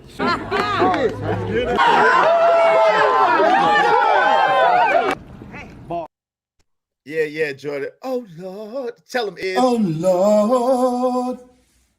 Some Izzy Bands, yes sir. I don't even believe in talking in third person. Damn, son, where'd you find this? That boy good. That's bars right there. That boy. Who is that man? Who is that man? That boy good. See, I'm writing down vet Marie. I got 2 more to do. That's bars. That's bars. That's bars. Shout out to that man. That boy good. He good. Yeah, he good, Auntie Loki. That boy good. That boy good. He know what he talking about. That boy smart and intelligent. Intelligent young man. Let's go. I have to disagree with you, sir, and push back on that. Oh, it's not about a lot of. Wait. Is that Izzy Bands? Wait. Is that Izzy Bands giving pushback to a man?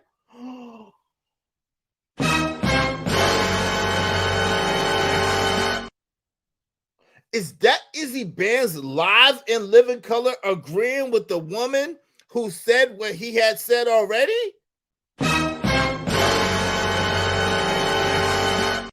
And giving pushback to a man live in living color? That can't be Izzy Bands, aka Israel Miller.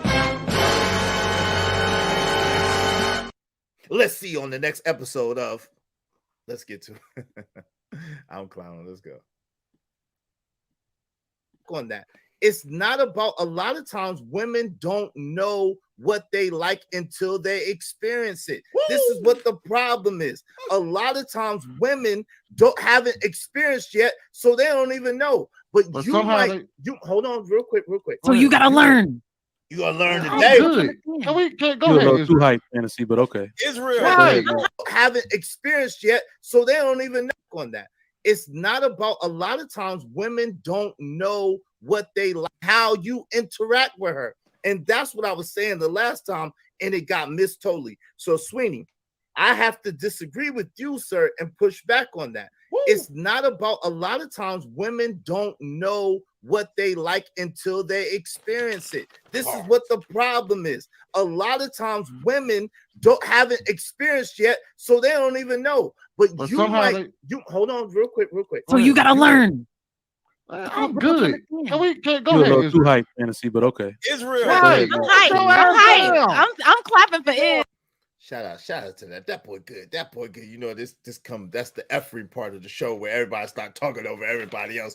That's where everybody start talking about over. Oh, we ain't no fig slander though. No fig slander, sis. Shout out to Fantasy Island girl. You know, y'all can like who y'all want to like, you know, but shout out to Fantasy Island girl. Man. Oh Lord, men can even keep they hard long enough to please. What? Who can't? What dudes y'all be with? Men can even keep they hard enough to please ladies, a woman. Y'all better get that face.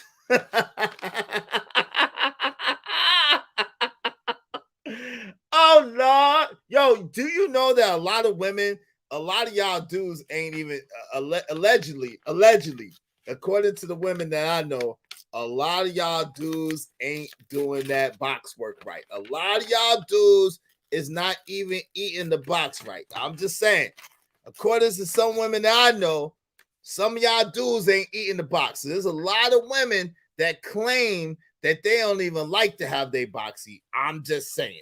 We ain't talking crass. I'm just saying. That boy is good. And you know this because dudes like my guy, OGJ Speed, came up and said, yo, the problem with y'all young boys is y'all start doing all these extracurricular activities, and all they needed was wood in the past. That's why black men had the reputation that they had. Shout out to my man, OGJ Speed. Much love. I just quoted you exactly what you said verbatim, so don't get mad at me. You said it. Shout out to OGJ Speed. Much love to you, though, brother. Assalamu alaikum. All right. So I'm just saying, I know some women I'm cool with Lacey. I don't have no problem. I told you, I don't have no problem just being friends with women. I don't have no problem with that because I learned a lot. I learned a lot. I learned what to do. I learned what not to do. And I learned what y'all doing. And some of y'all brothers, y'all, I don't know, y'all ain't eating the box right. They say y'all ain't eating the box right. They say y'all don't know what that box work is about. I don't even be asking them. I don't even be asking them about what y'all do. But that's the thing, you know, when you're friends with women, sometimes they volunteer a little too much. But anyway, I ain't gonna get into that. You can't tell it. You can't. You ain't heard it from me. I'm not messing with you, Sugar Boy. You're gonna leave my homie alone. It is, oh Lord, for Cajun Darkfire. Oh my God. That's too much information, Cajun Darkfire. That is too much information. My God. I ain't need to know that. I did not need to know that. So my boy Jordan Landry said, you got to lick it before you stick it. You got to try it before you buy it. My man Emperor Kojak 303 the Great said, I ain't never got no complaint. I got a trick where I write in print and curse. Oh my God, y'all, man, too much information, brothers. Don't be giving away y'all sauce, man. Keep y'all sauce to yourself. Keep y'all sauce to yourself. I don't want to know. I don't want to know how you doing it. Keep it on the low, because Israel don't care anymore. Because they ain't doing it right. Yeah, they ain't doing it right. They ain't doing it right, Andrew Taylor. But you got to lick it before you stick it. You got to try it before. That sounds like dry coochie energy. Y'all are crazy, man. She gonna have them girls out every show she. Shout out to Fantasy Island Girl. Miss Fantasy Island Girl, to y'all. Y'all are tripping, man. Y'all are tripping. I don't want to have this comment. Is full of is. Hey, is full of that is on the next episode of the P-Flex song. I'm not messing with y'all. This is old. Red Pill is just started last week. No, Corey Love, I am not Red Pill. I just keep it real. Everywhere I go. I didn't turn Red Pill. I just don't agree with that terrorist print past the P. You know what the P stand for? It stand for imp and chimp. It rhymed with imp and it rhymed with chimp. I just don't agree with Pastor P. And I think that she's an agent of the devil. And the devil is not welcome here. The devil is not welcome here. I speak up against the devil. I am adamantly against the devil. So shout out to Yvette Marie. Speaking of not the devil, the angel, Yvette Marie, you got 10 in the box. 10. That's 3. That's 3 more right there. And that's 4 more. That equals 10. Okay, that equals 10. Here come a FOMO. Shout out to Yvette Marie, sponsor of the show. I'm gonna get you right, getting you together. That's FOMO. You see what it is. Oh, one fell. There you go, Yvette Marie. You see what it is. I got you in there. Yvette Marie says she in it to win it. She in it to win it. Shout out to Yvette Marie. I hope I didn't show y'all my. I bet they still want proof. Yo, that's crazy. They still want more proof, Kai Black. I don't know what's up with that, man. I don't know what's up with that. Fish breath. Ooh. Don't eat it if it tastes like trout. What? I disagree. Black men eat like Last Supper. I be feeling godly. Oh my God. My God, my God. Too much information. My God, my God.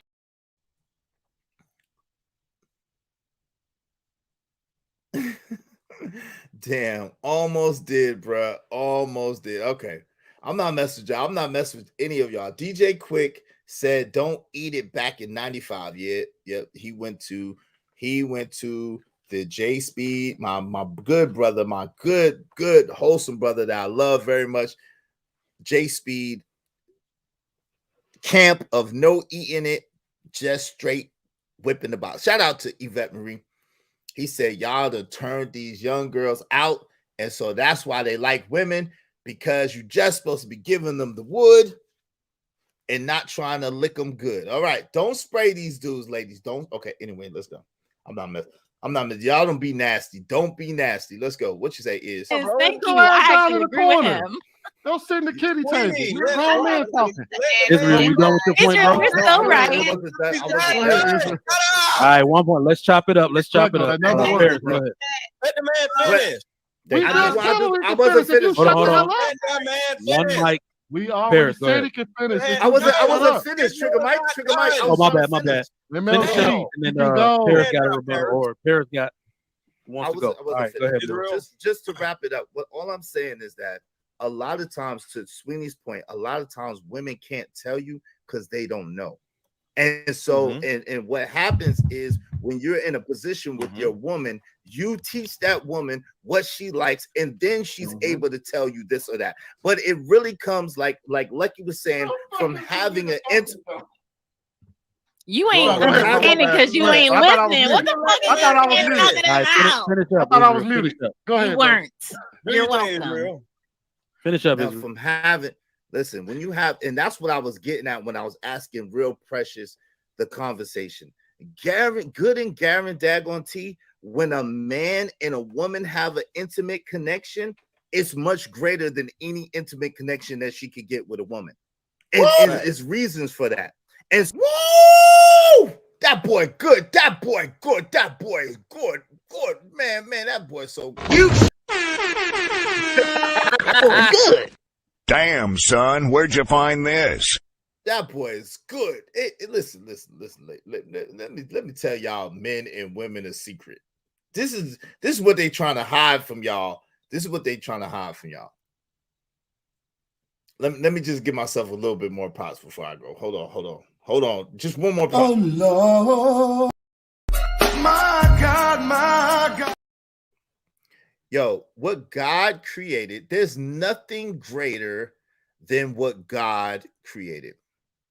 There's nothing greater than what God created. God created men and women to be with each other. That's why the pieces fit. And so the connection between a man and a woman makes a whole situation. In case you didn't know, in case you don't understand, and you might not agree, but it's all good. A man and a woman coming together form a connection that is unlike any other connection ever. That is why the adversary, the El Diablo, the Shaitan, the Iblis, the devil fight so hard against families and against that unit, because the power that it creates is unlike any other power out there. It's almost like a godlike power. The connection between a man and a woman, if they are intimately in accord with each other, not just sexually, they call that sexual transmutation. At the same time, if they are truly aligned with one another, truly in accord with one another, what they create is something magical on another level, unlike anything two women can create. Just for the record, unlike anything that two men can create. Just for the record. I'm just saying, don't hate me, hate the message. Okay, let's get to it. So what I'm saying to you is when you're intimate with your woman, when you get to know your woman, when you're getting in tune with your woman, these are all the things I said last time that y'all laughed at me about. Then your woman, you unlock, and it's not really about just unlocking from a standpoint of yo, she's some puzzle or she's some this or that. It's about getting to know her and then teaching her what she likes and what she don't like and bringing that to her. So that's it. Bro, that is wild. That is wild. Now we're really gonna sit here and say that women don't. Came next. Paris is bro, next. He's responding to me, bro. Mr. Lego, just be quiet. Let us have this. We don't need you to interrupt. You know what? Go ahead, Paris. Paris, go ahead, Paris. We don't need you to interrupt, dumbass. Paris. Golly, bro, mute your mic. Paris. I will say that Mr. Israel made a good point. I can't agree with the entire point, and this is why. Because a lot of times, as a woman, and I'm sure some of the women can relate, going into sex, some men already have their preconceived notions of how they want you to behave. So you can't tell him what you want. You can't tell him what you actually like, even if you're curious, because there's that inherent fear. He gonna treat me like a hoe. He's gonna think that I'm a whore, or he's gonna think something ill of me if I express this to him. So even if that's not true, that is their inherent fear. Now, what I will say is she's not wrong about that. So, fellas, yeah, shout out to Judah Israel. All praises to the Most High. Shalom, brother. Exactly. All praises to the Most High, because the Most High is perfect, is the only being that is perfect, and there is only one that is perfect, and it is the Most High by himself. Yo, so let me say this. She's not wrong.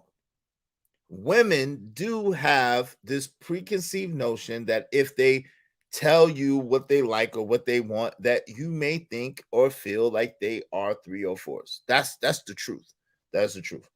At the same time, that's why I suggest that men, we vet women and vet women properly. We don't be so in a rush to just get them in the bed, because when you just get a woman in the bed, you do yourself and you do her a disservice.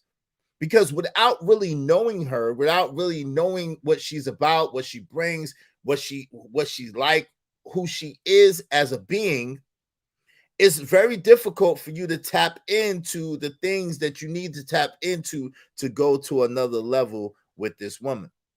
Okay, so it's very important that women, you get to know the man that you're with, and fellas, you get to know the woman that you're with, and be able to like each other first. And if you don't like each other, don't be intimate with each other just because this person looks this way, or this person looks that way, or that person has a big penis, or that person has nice breasts and a fat butt. Like, yo, we gotta get to a point where we really get in tune with each other, where we really get to know each other, where we really get to understand who we are and like the person that we're with. And that's something that we can build upon. We got to stop being so quick and so ready to rush into an intimate situation, rush into being sexual, because if you rush it, you will not have what it takes to really tap into that woman and really extrapolate the best out of her, nor will she care to preserve or to enhance what you have and bring the best out of you. As long as it doesn't involve another person. What's that old broken dusty? I don't know what that means. Because all the men want vagina, want virgins, right? No, all men don't want virgins. I don't want a virgin. But I don't have the body count conversation anymore either. I never, like when I was younger, of course, I had the body count conversation. But as I got older, I realized that the body count conversation is an exercise in futility. It really doesn't matter about her body count if you get to know her and like her for her. So the body count situation doesn't really matter. Now, what does matter is if she has a sexually transmitted disease. That matters. You know what I'm saying? But that's not, that could be she been with somebody one time and got a sexually transmitted. I've heard of that before, where a woman was with somebody for the first time, lost her virginity, and then had the monster. And it's like, oh my God. So it's like, yo, that's a different conversation. You definitely want to know that the person that you're with don't have any STIs or STDs, right? But to understand how many people that they've been with, like, if you get to know her, you'll get an idea. And you'll understand that, listen, I like this woman. I can move forward. I got to know her. We're in tune with each other, or we're not in tune, meaning we're not on the same accord. We're not on the same wavelength, and she's not for me. That's okay. That's okay. All right. So, yes, she's right in the sense that women do have an inherent thing that they don't want to be looked at as whores. They don't want to be looked at as loose women, especially old school women. Never want to be looked at like that. Okay, but let's go. same way there are some men who have a fear of being judged by them wanting certain desires or opening up for certain desires, women have that same fear. We don't talk about it, but it's there. Now, I will say, you cannot know what you like until you get experience. It was always like a very shy thing for women to talk about them playing with themselves. A lot of women would be in disgust around other women or men. They'll pretend that they never did it. They'll pretend that they never happened. Like now, it's a reason why you're seeing a surge of the whole Rose toys and women getting into dildos and things like that. But before, right, they used to have those little small parties, little Mary Kay, and maybe you, aside from Mary Kay, you had to play sex parties because you learned the habit of learning to sell that way as a distributor for those sex toys and sex parties. But overall, I personally feel like you can't get a better intimate connection with men. However, we're getting a lot of lackluster sex. We're getting a lot of people who know where the hole is. Not just the men, the women too. They know how to find the hole.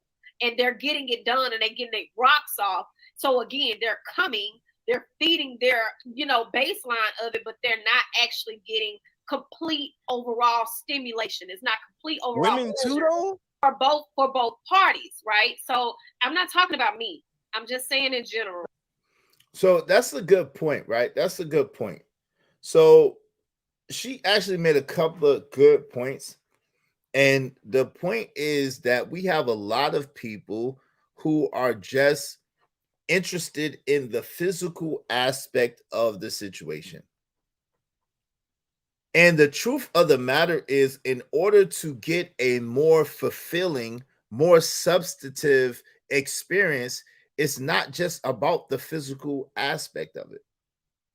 Sometimes there is the physical aspect of it, but the truth is that when you get into an in tune state, when you get into a state where y'all like each other, where y'all, getting to really know each other, where y'all are on the same accord and on the same wavelength vibration, that becomes a total different experience. That's when you have your ecstasy. That's when you have your other level of it. And ideally, I truly believe that's what God's gift to us is. And that's what God invented that for. So it's like a lot of times, even with women or men with men or whatever the case may be, it's just a physical situation. Shout out to Judah Israel. He said, you got approval each other and then y'all get married. It is honorable in God's eyes. Yep. The Wife School Podcast, darling, you late. Okay. Shout out to Jordan Landry, y'all wildin'. But so it's really about, and this is part of what I want to get back to, and part of what my goal is, and why I was speaking against the message that Pastor P was preaching, because she doesn't want to see men and women get together and have valuable relationships. She's not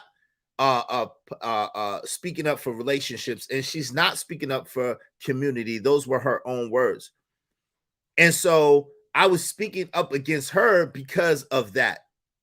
And her points were shrouded in lies. And I don't appreciate that.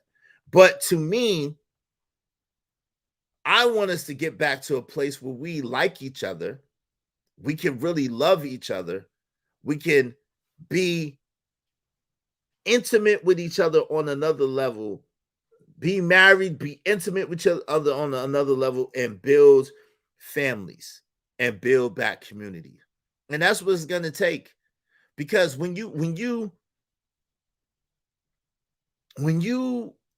are in tune with yourself and with your partner, when you truly like your partner and then grow to love your partner for liking and respecting them and honoring them, there are a lot of things that you won't do because you don't want to hurt them. You don't want to see them hurt.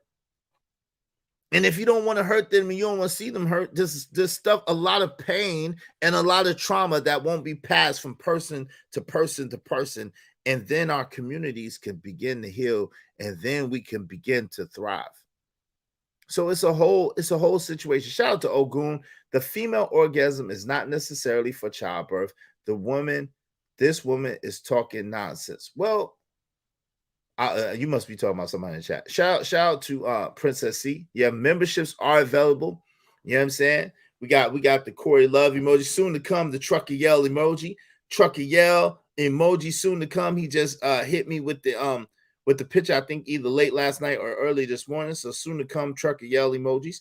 We got Opal and Jade emojis. Shout out to Opal and Jade. We got Opal and Jade emojis.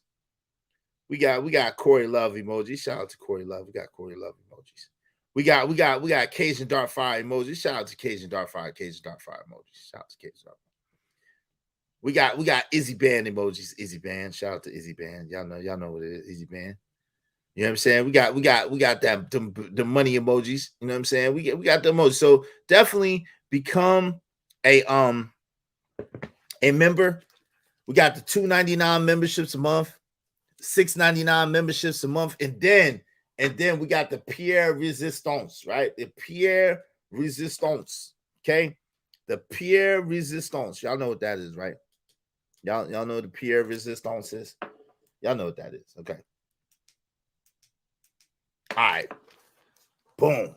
Yes, sir. For the $24.99 membership. That Ismailite money. You know what I'm saying? Be one of them millionaires. You know what I'm saying? You be a mega multi-millionaire. You get the $1 million bill. Yeah, you get the $1 million bill. Yeah. Y'all see that $1 million bill. Because look, our money grows on trees over here. My money grows on trees. Our money grows on trees over here. It's that Ismailite $1 million bill, man. Join the club. You could be that Ismail millionaire. We got $1 million bills over here with the dope case holder, you know what I'm saying? Because our money grows on trees over here. That Israelite money. Shout out to y'all. That's one of the bonuses and perks besides the emojis, besides the videos that we're gonna be posting, members only, besides being a part of the exclusive club. This is one of the perks of the $24.99 membership. All right. Just let y'all know. You know what I'm saying? We got a little something to let y'all know. That's it. Is if you pay me $5,000, I'll give. Shout out to Sugar Bum. Sugar Bum.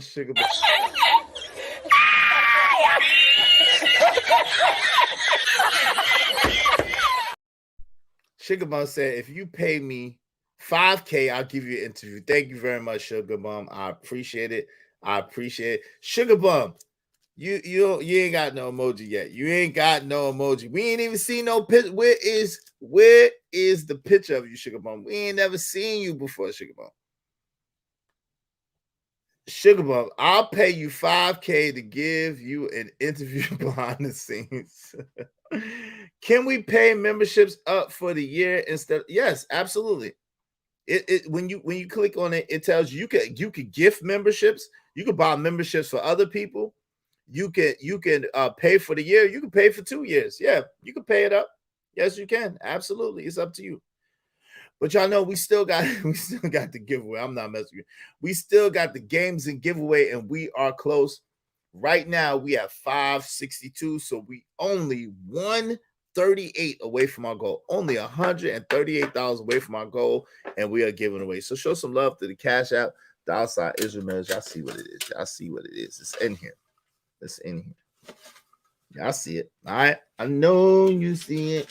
It's in here. All right. We're going to get back to it. Let's get back to it. Y'all are a trip. Right. The Lord of the mods, me, don't even get an emoji. Yo, yeah, listen, Emperor, y'all got one coming. I got some people that really, really, really show a lot of love and support to my channel, have really poured a lot of money into my channel.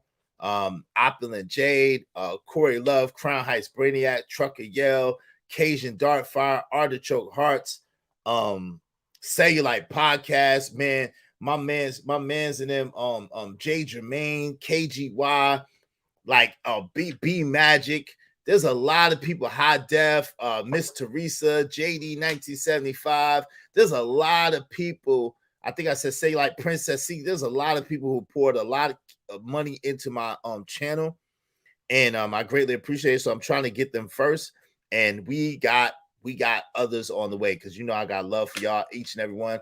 You definitely showed me some love, man. Trinidad T. It's so many, man. E Black TV, D Rock Den, Black Hawk. I mean Kasim, Weedy 504. It's so many of y'all. Yvette Marie, Big Bad Bull, Sarah, Israel. Man, it's the list goes on and on and on. MP. I don't want to miss anybody. Man, the list goes. IB Wody. The list goes on and on and on of the people who have shown mad love to my show, and I greatly appreciate it. How much of membership money do you actually get of it? I'm not sure. I think you get 70, 80%. I'm not 1,000% sure. Yeah, it does help your income a little bit.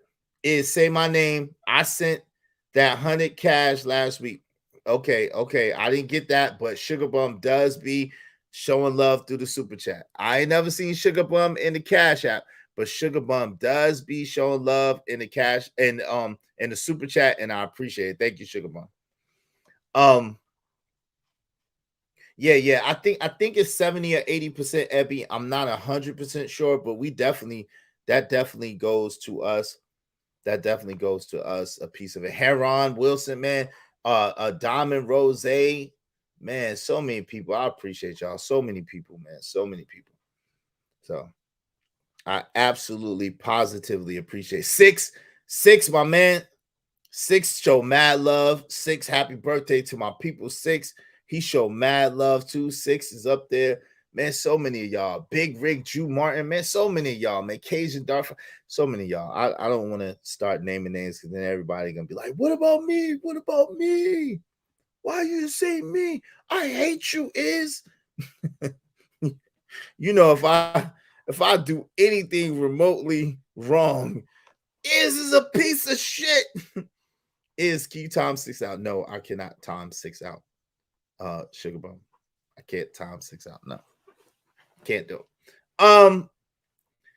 Shout out to my guy 6. This is the birthday. You want me time 6 out on his birthday? Where they do that at? You want me to time 6 out on his birthday? How are we gonna do that? How are we gonna do that? We can't do that. All right. So shout out to Patrice O'Neal. So listen, he also speaks about the value of communication. It's a hallmark of his philosophy. It was insistent on directed, open communication between partners. He advocated for honest conversation about desires, expectations, and boundaries, even if it meant confronting truths. Even if it meant confronting truths, he believed that avoiding difficult conversations only led to resentment and ultimately hindered the growth of a relationship. Balance of power. O'Neal contended that successful relationships required a balanced distribution of power and influence. He cautioned against allowing one partner to dominate the dynamic, emphasizing the importance of mutual respect and consideration. O'Neal believed that a healthy relationship should be a partnership built on equality and mutual understanding. So believe it or not, this is one thing that a lot of people don't talk about in this space. But Patrice O'Neal actually advocated for that. He actually advocated for that in his own way. All right, so his philosophy on dating and mating was a refreshing departure from conventional romantic narratives. His unapologetic realism and commitment to authenticity challenged social norms, societal norms, encouraging individuals to embrace their true selves in relationships by advocating for open communication, acknowledging the differences between men and women, and emphasizing the importance of self-respect. He provided a valuable framework for navigating the complexities of romantic partnerships. And his legacy serves as a reminder that genuine, fulfilling connections are built on a foundation of honesty, respect, and a willingness to confront uncomfortable truths. Yo, shout out to the guy, Patrice O'Neal. May he rest in peace. Long live Patrice O'Neal. Long live Patrice O'Neal. That's a dope. If y'all think about it, man, that's a very palatable, dope way of explaining what he brought to the game and how he explained relationships. The main thing was honesty, respect, boundaries, honesty, self-respect, and having the uncomfortable conversation, communication. And if we did that today, if we emphasize what are our expectations, what are our desires, and what are the things that we really want out of life, we could buy. You could buy 2 Arizona green teas for $1.99. Shout out to Big Tay 85. Big Tay 85. Shout out to you, man. Appreciate you being here. Thank you for letting us know about Arizona sweet teas. Now y'all see why I call her Come on, y'all. Come on, man. We not shaming anybody who show love, whether it's through the super chat or whether it's through what you got. Because there's been days where she's sent $5.99 super chat. That equals $10. So I appreciate it. I don't shame nobody for supporting the show. Y'all support y'all support Corey Love. Make sure y'all sub to Corey Love. He's only a few away from 1,000. And make sure y'all support the sponsor of the show, my sis Yvette Marie, showing mad love and support. I greatly appreciate you. I greatly appreciate you. I greatly appreciate you. So y'all, the link is in the chat.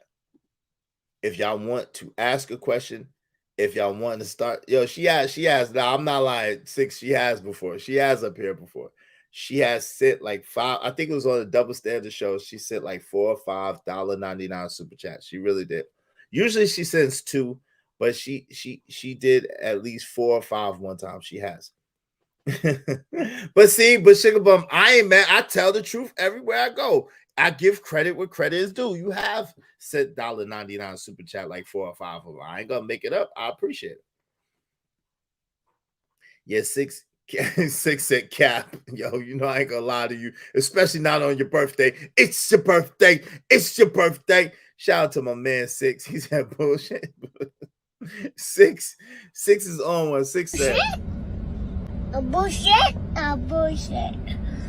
A bullshit. 6 said, Nigga, what? He said 6 is up here saying that I'm lying. He like, is. Fuck you lying. Why you always lying? Oh my God. Stop you fucking lying. 6 is accusing me of lying on his birthday. I'm not lying, fam. I'm telling the truth. She absolutely has. I didn't say that she's given as much as you've given, 6. I didn't say that. You act like I said she's given as much as you've given. You lie. So now you say I'm lying to your face. Now you're accusing me of lying to your face. You a lie. You a lie. Yeah, your pants on fire. You a lie. Everybody in the bodies, everybody in the pins, everybody in the ghost. That ain't what you're hopping in. I can tell y'all a lie in my face. You a lie. You a lie. Yeah, your pants on fire. You a lie. And so Sugar Bum replies and says, this is Sugar Bum's reply. This is Sugar Bum in this thing. Just looked at somebody and realized, like, dang, you a hater, huh? So Sugar Bum replied to you like that. I'm not about to play with y'all, man. I'm not about to play with y'all. Let me go back into my mode. Okay. Into chill mode. Yeah, I didn't say she can't give as much as me. She ain't got as much as me. Not even close. Shout out to 6. Say not even close. Not even close. But yo, if y'all want to come up and y'all want to chop it up, the link is in the panel. I don't know if I want to talk about this other stuff or not. I might save the next part for the next day. Yeah, I might save my Corey Love.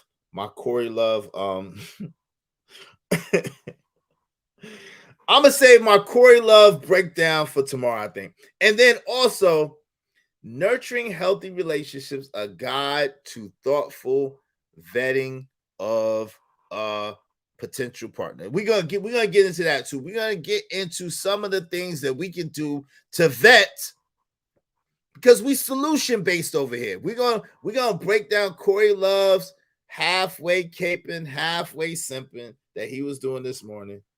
Even though he's not a simp, he's our brother. Oh Lord. We're going to break that down probably tomorrow. And then we're also going to talk about how to vet. Like, what are some things that we can do to vet each other? What can men do to vet women? Women do to vet men? And to make sure that we're having proper expectations in relationship. But let me say this. I will give y'all this off the top.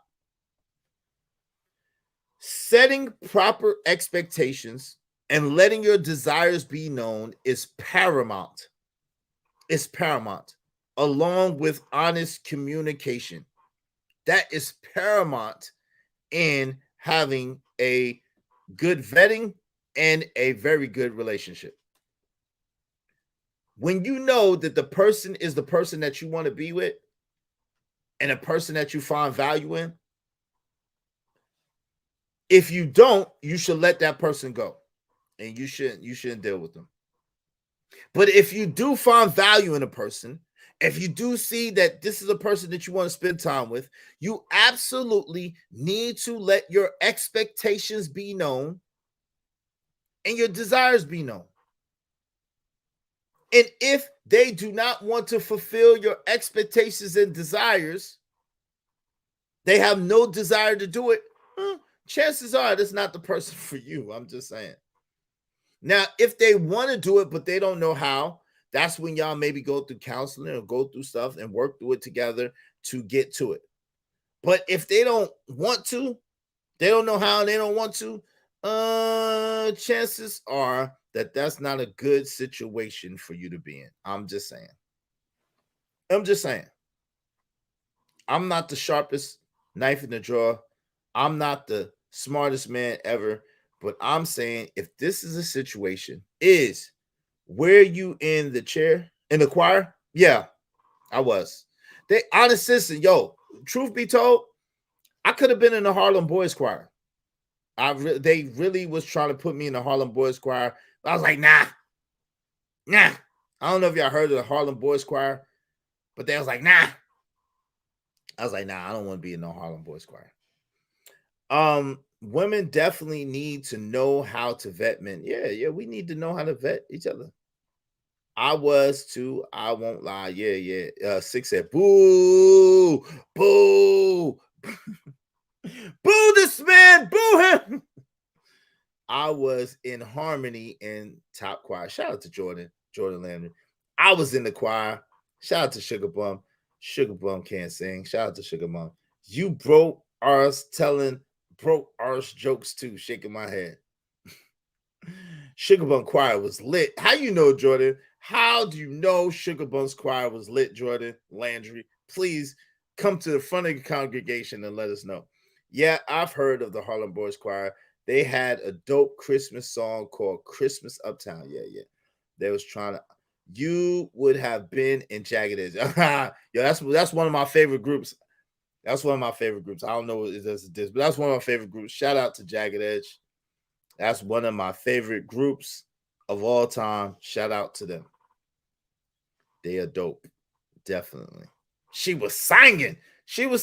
How you know, Jordan, that she was singing? I don't know, Jordan. I don't know if I could trust your opinion on this. Is whether you agree with Corey or not, pause. He was on point and not simping. Respectfully, sir. Well, Apple and Jay, you're entitled to your opinion. Apple and Jay, you are entitled to your own opinion. I think that you would align and agree with him because he fits your agenda. Clearly, he fits your agenda, so it's okay. But respectfully, I disagree. He's not a simp. He just got simp tendencies. Is and I sang the lead. Did we? I don't know about that. It's a difference between howling, barking, and singing. Y'all are crazy right now. Yeah, Apple and Jay. Corey has an interesting perspective. Please don't make me try to review Corey's video right now because I don't have the time. Because I want to break it down. Because there was some things that Corey said, boy, woo, had my blood boiling, man. And then there was some things that Corey said, I was like, yeah, you know what? That's real. That's true. That's true. But this whole thing about just because men call women out, number one, let me say this. Just because men call women's bad behavior out does not mean that they're pandering, does not mean that they're just doing it for money. That's one of the major things I had a problem with, because that doesn't make sense. He's passionate about what he's passionate about, and that's fair. But dudes like me are passionate about what we're passionate about, and that's fair too. We both believe that we should be compensated for being our time. We both believe that. We both believe in family. We both believe that. We both believe in having a good community. But the whole thing about just men are it all starts and ends with men. That's kind of ridiculous too, because there's women in the community too. So because you call a woman out does not mean that you're looking for her to lead. That doesn't make sense. It just doesn't make sense. Yeah, and opinions can be wrong. That's a fact. Shout out to Weedy 504. Right, my man Corey Love is the guy. Shout out to him. But I disagree with you and Corey Travel and cool. Just because you call out a woman's bad behavior does not mean that you are looking for her to lead you. That's ridiculous. No, I'm not lying, Sugar Mom. Corey seemed like a good dude, though. Yeah, he is. I believe he is a very good dude. No cap. I believe he's a very good dude. And like I said, I got love for Corey. I agree with him on a lot of his points, but some of his points I adamantly disagree, and that's cool. You stay bashing black. Now I'm back to bashing black women, Sugar Bum. You need to stop your mess. It starts and ends with me. I'm the employer. You are on drugs, ma'am. Princess C, you are on drugs and you need to get off the drugs. Please say no to drugs. You are not the employer. Since when did this happen? That's what Izzy Bands wanted to know in his short. Check it out. Y'all don't believe me? Here it go. Izzy Bands got short. I hope y'all checked out this short that I did. It was most exhilarating. Check this out, y'all. Izzy Bands be working. Izzy Bands be working. How y'all gonna tell me? Some of y'all told me to do shorts, but then y'all don't even watch the shorts, man. Y'all better watch the shorts and like the shorts, man. Don't be telling me to do shorts and then y'all don't even look at the shorts. I don't understand that. All right. Hold on. It's this one right here, I think. Yo, check it out.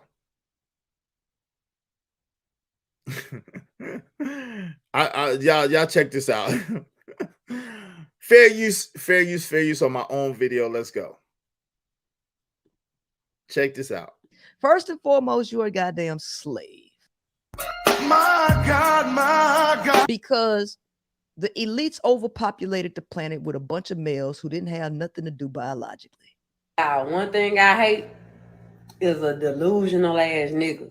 You got all this testosterone, and they was like, okay, well, what we gonna do with all these males? Well, we can go to war. We can use them for war. We can do that, and then we can get rid of them.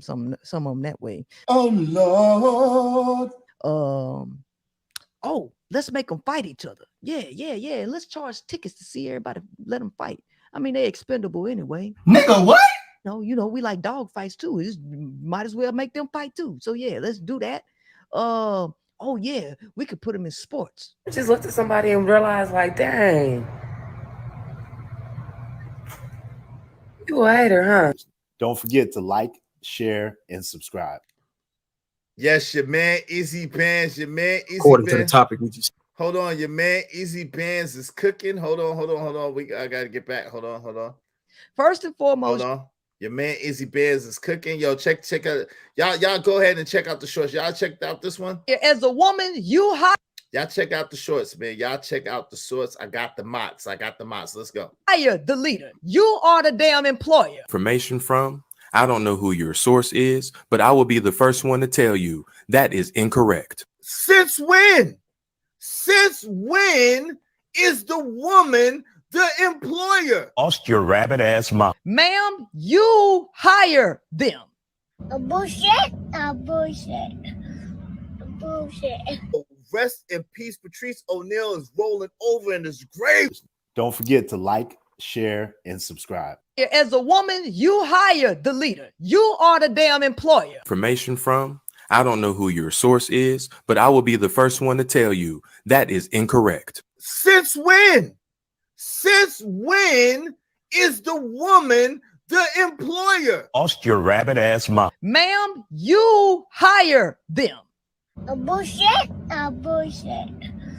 A bullshit. Rest in peace. Patrice O'Neal is rolling over in his grave. Don't forget to like, share, and subscribe. As a woman, you hire them. I ain't gonna play that no more. I ain't playing that no more. Yo, y'all check out them shorts. Your man Izzy Benz is working. Your man Izzy Benz is out here working, chopping it up, chopping up that work, chopping up that work, chopping up that work. You know what I'm saying? Y'all check me out on the short side of things. You know, I don't really get a whole lot of attention on the shorts. That's why I don't do the shorts, man, because I don't like doing stuff that I don't really get a lot of attention for. So if y'all would check out the shorts, like the shorts, and share the shorts, because they funny, man. The one was a little longer, so I think it was like a minute and 1 second. So you know, it wasn't quite make the shorts like a video. Shout out to SJ in the building, late, but welcome. Shout out to Cajun Darkfire said, I like it. That means a lot coming from Cajun Darkfire, the king of the shorts. Shout out to Andrew Taylor. Thank you. Israel, keep doing them. Eventually they grow crowds, and I'm gonna keep doing them. I'm gonna try to keep doing them. Because you know, I'm the type of person, since Princetta freed us, I'm not messing with you, man. I'm not messing with you. Listen, y'all know for a fact that I'm usually right. Yo, y'all know I'm usually right. It goes like this. Always right. It's like when I'm right, I'm right. And when I'm wrong, I could have been right. So I'm still right because I could have been wrong. And I'm sorry because I could be wrong right now. I could be wrong right now. But I'm right. See, I could be wrong about her right now, but I'm not. I'm right. I'm right, y'all. I'm right. I could be wrong about her, but I'm not. I'm right. I'm right. I know it. I'm telling you, I know it. I can feel it. My spidey sense. The hairs on the back of my head. But yo, on the back of my neck. But listen, I appreciate each and every one of y'all. Thank you to Yvette Marie, who is the sponsor of the show. Thank you, Yvette Marie. Thank you to the peoples. I call it like I see it show. I appreciate you, family. Thank you to Apple and Jade. I appreciate you, lady. Thank you. Thank you to Romello 74047. Thank you to Stanley White. Appreciate you, fam. Thank y'all so much. Thank you to who hit the super chat today? Who hit the super chat today? Nobody hit the super chat today. Well, I appreciate y'all anyway. Thank you to each and every one of y'all. God owes me. File your complaint with him. Oh, God owns me. Okay, shout out to Ebby. Okay. Yo, thank you. I appreciate y'all, man. Listen, if you're watching on the replay, you can hit the like button. Don't forget to hit the like button. Y'all know if you're watching on the replay, make sure that you hit the like button. Come on, push a button. You heard her. Likes are free. Push the like button. Push the goddamn button. Push the button. Push the button. Likes are free. Push the button. Okay. So if you're watching on the replay, hit the like button. You know what I'm saying? If you are watching on a replay, you also can hit the Cash App. And because it's Cash App, I'm going to see your name. Tell me what name you want me to put in the hat, and I'll put it in the hat. And then tomorrow, I will let you know where we at. Okay? The Cash App is $ Israel Mills. Tell me what name you want me to put in the hat. And you could be down for the cash. And, I mean, the game's a giveaway. We have 562. We only 138 away from our goal. Okay? And other than that, yeah, smash the damn like button. What's up, guy? Yeah, don't be looking like that. What? That was Rush Hour. Rush Hour, the first Rush Hour. Soon, yummy. Rush Hour. Yo, shout out to y'all. God bless y'all. I appreciate y'all. I'll check y'all tomorrow. Same place, around the same time. And we're going to get on Corey Love. Pause. We're going to get on Corey Love and what he said this morning tomorrow. We're going to talk about that tomorrow. That's going to be the topic of conversation, along with much, much more. I guess y'all don't really like the daggone call-in show, because nobody really come up. My man Trucker came up, but you know, he had to, you know what I'm saying?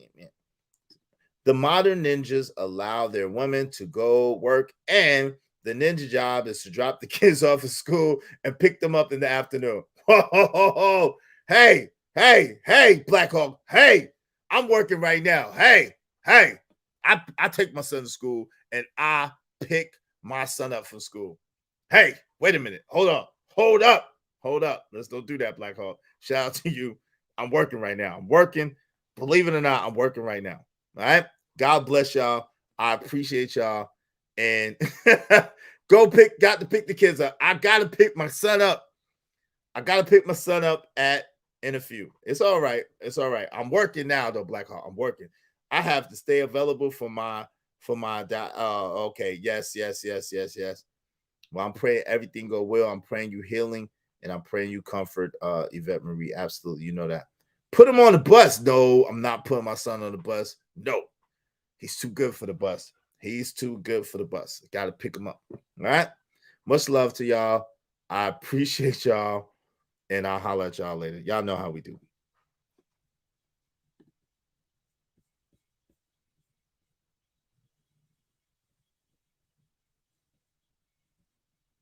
No matter what the situation, I'm just trying to climb.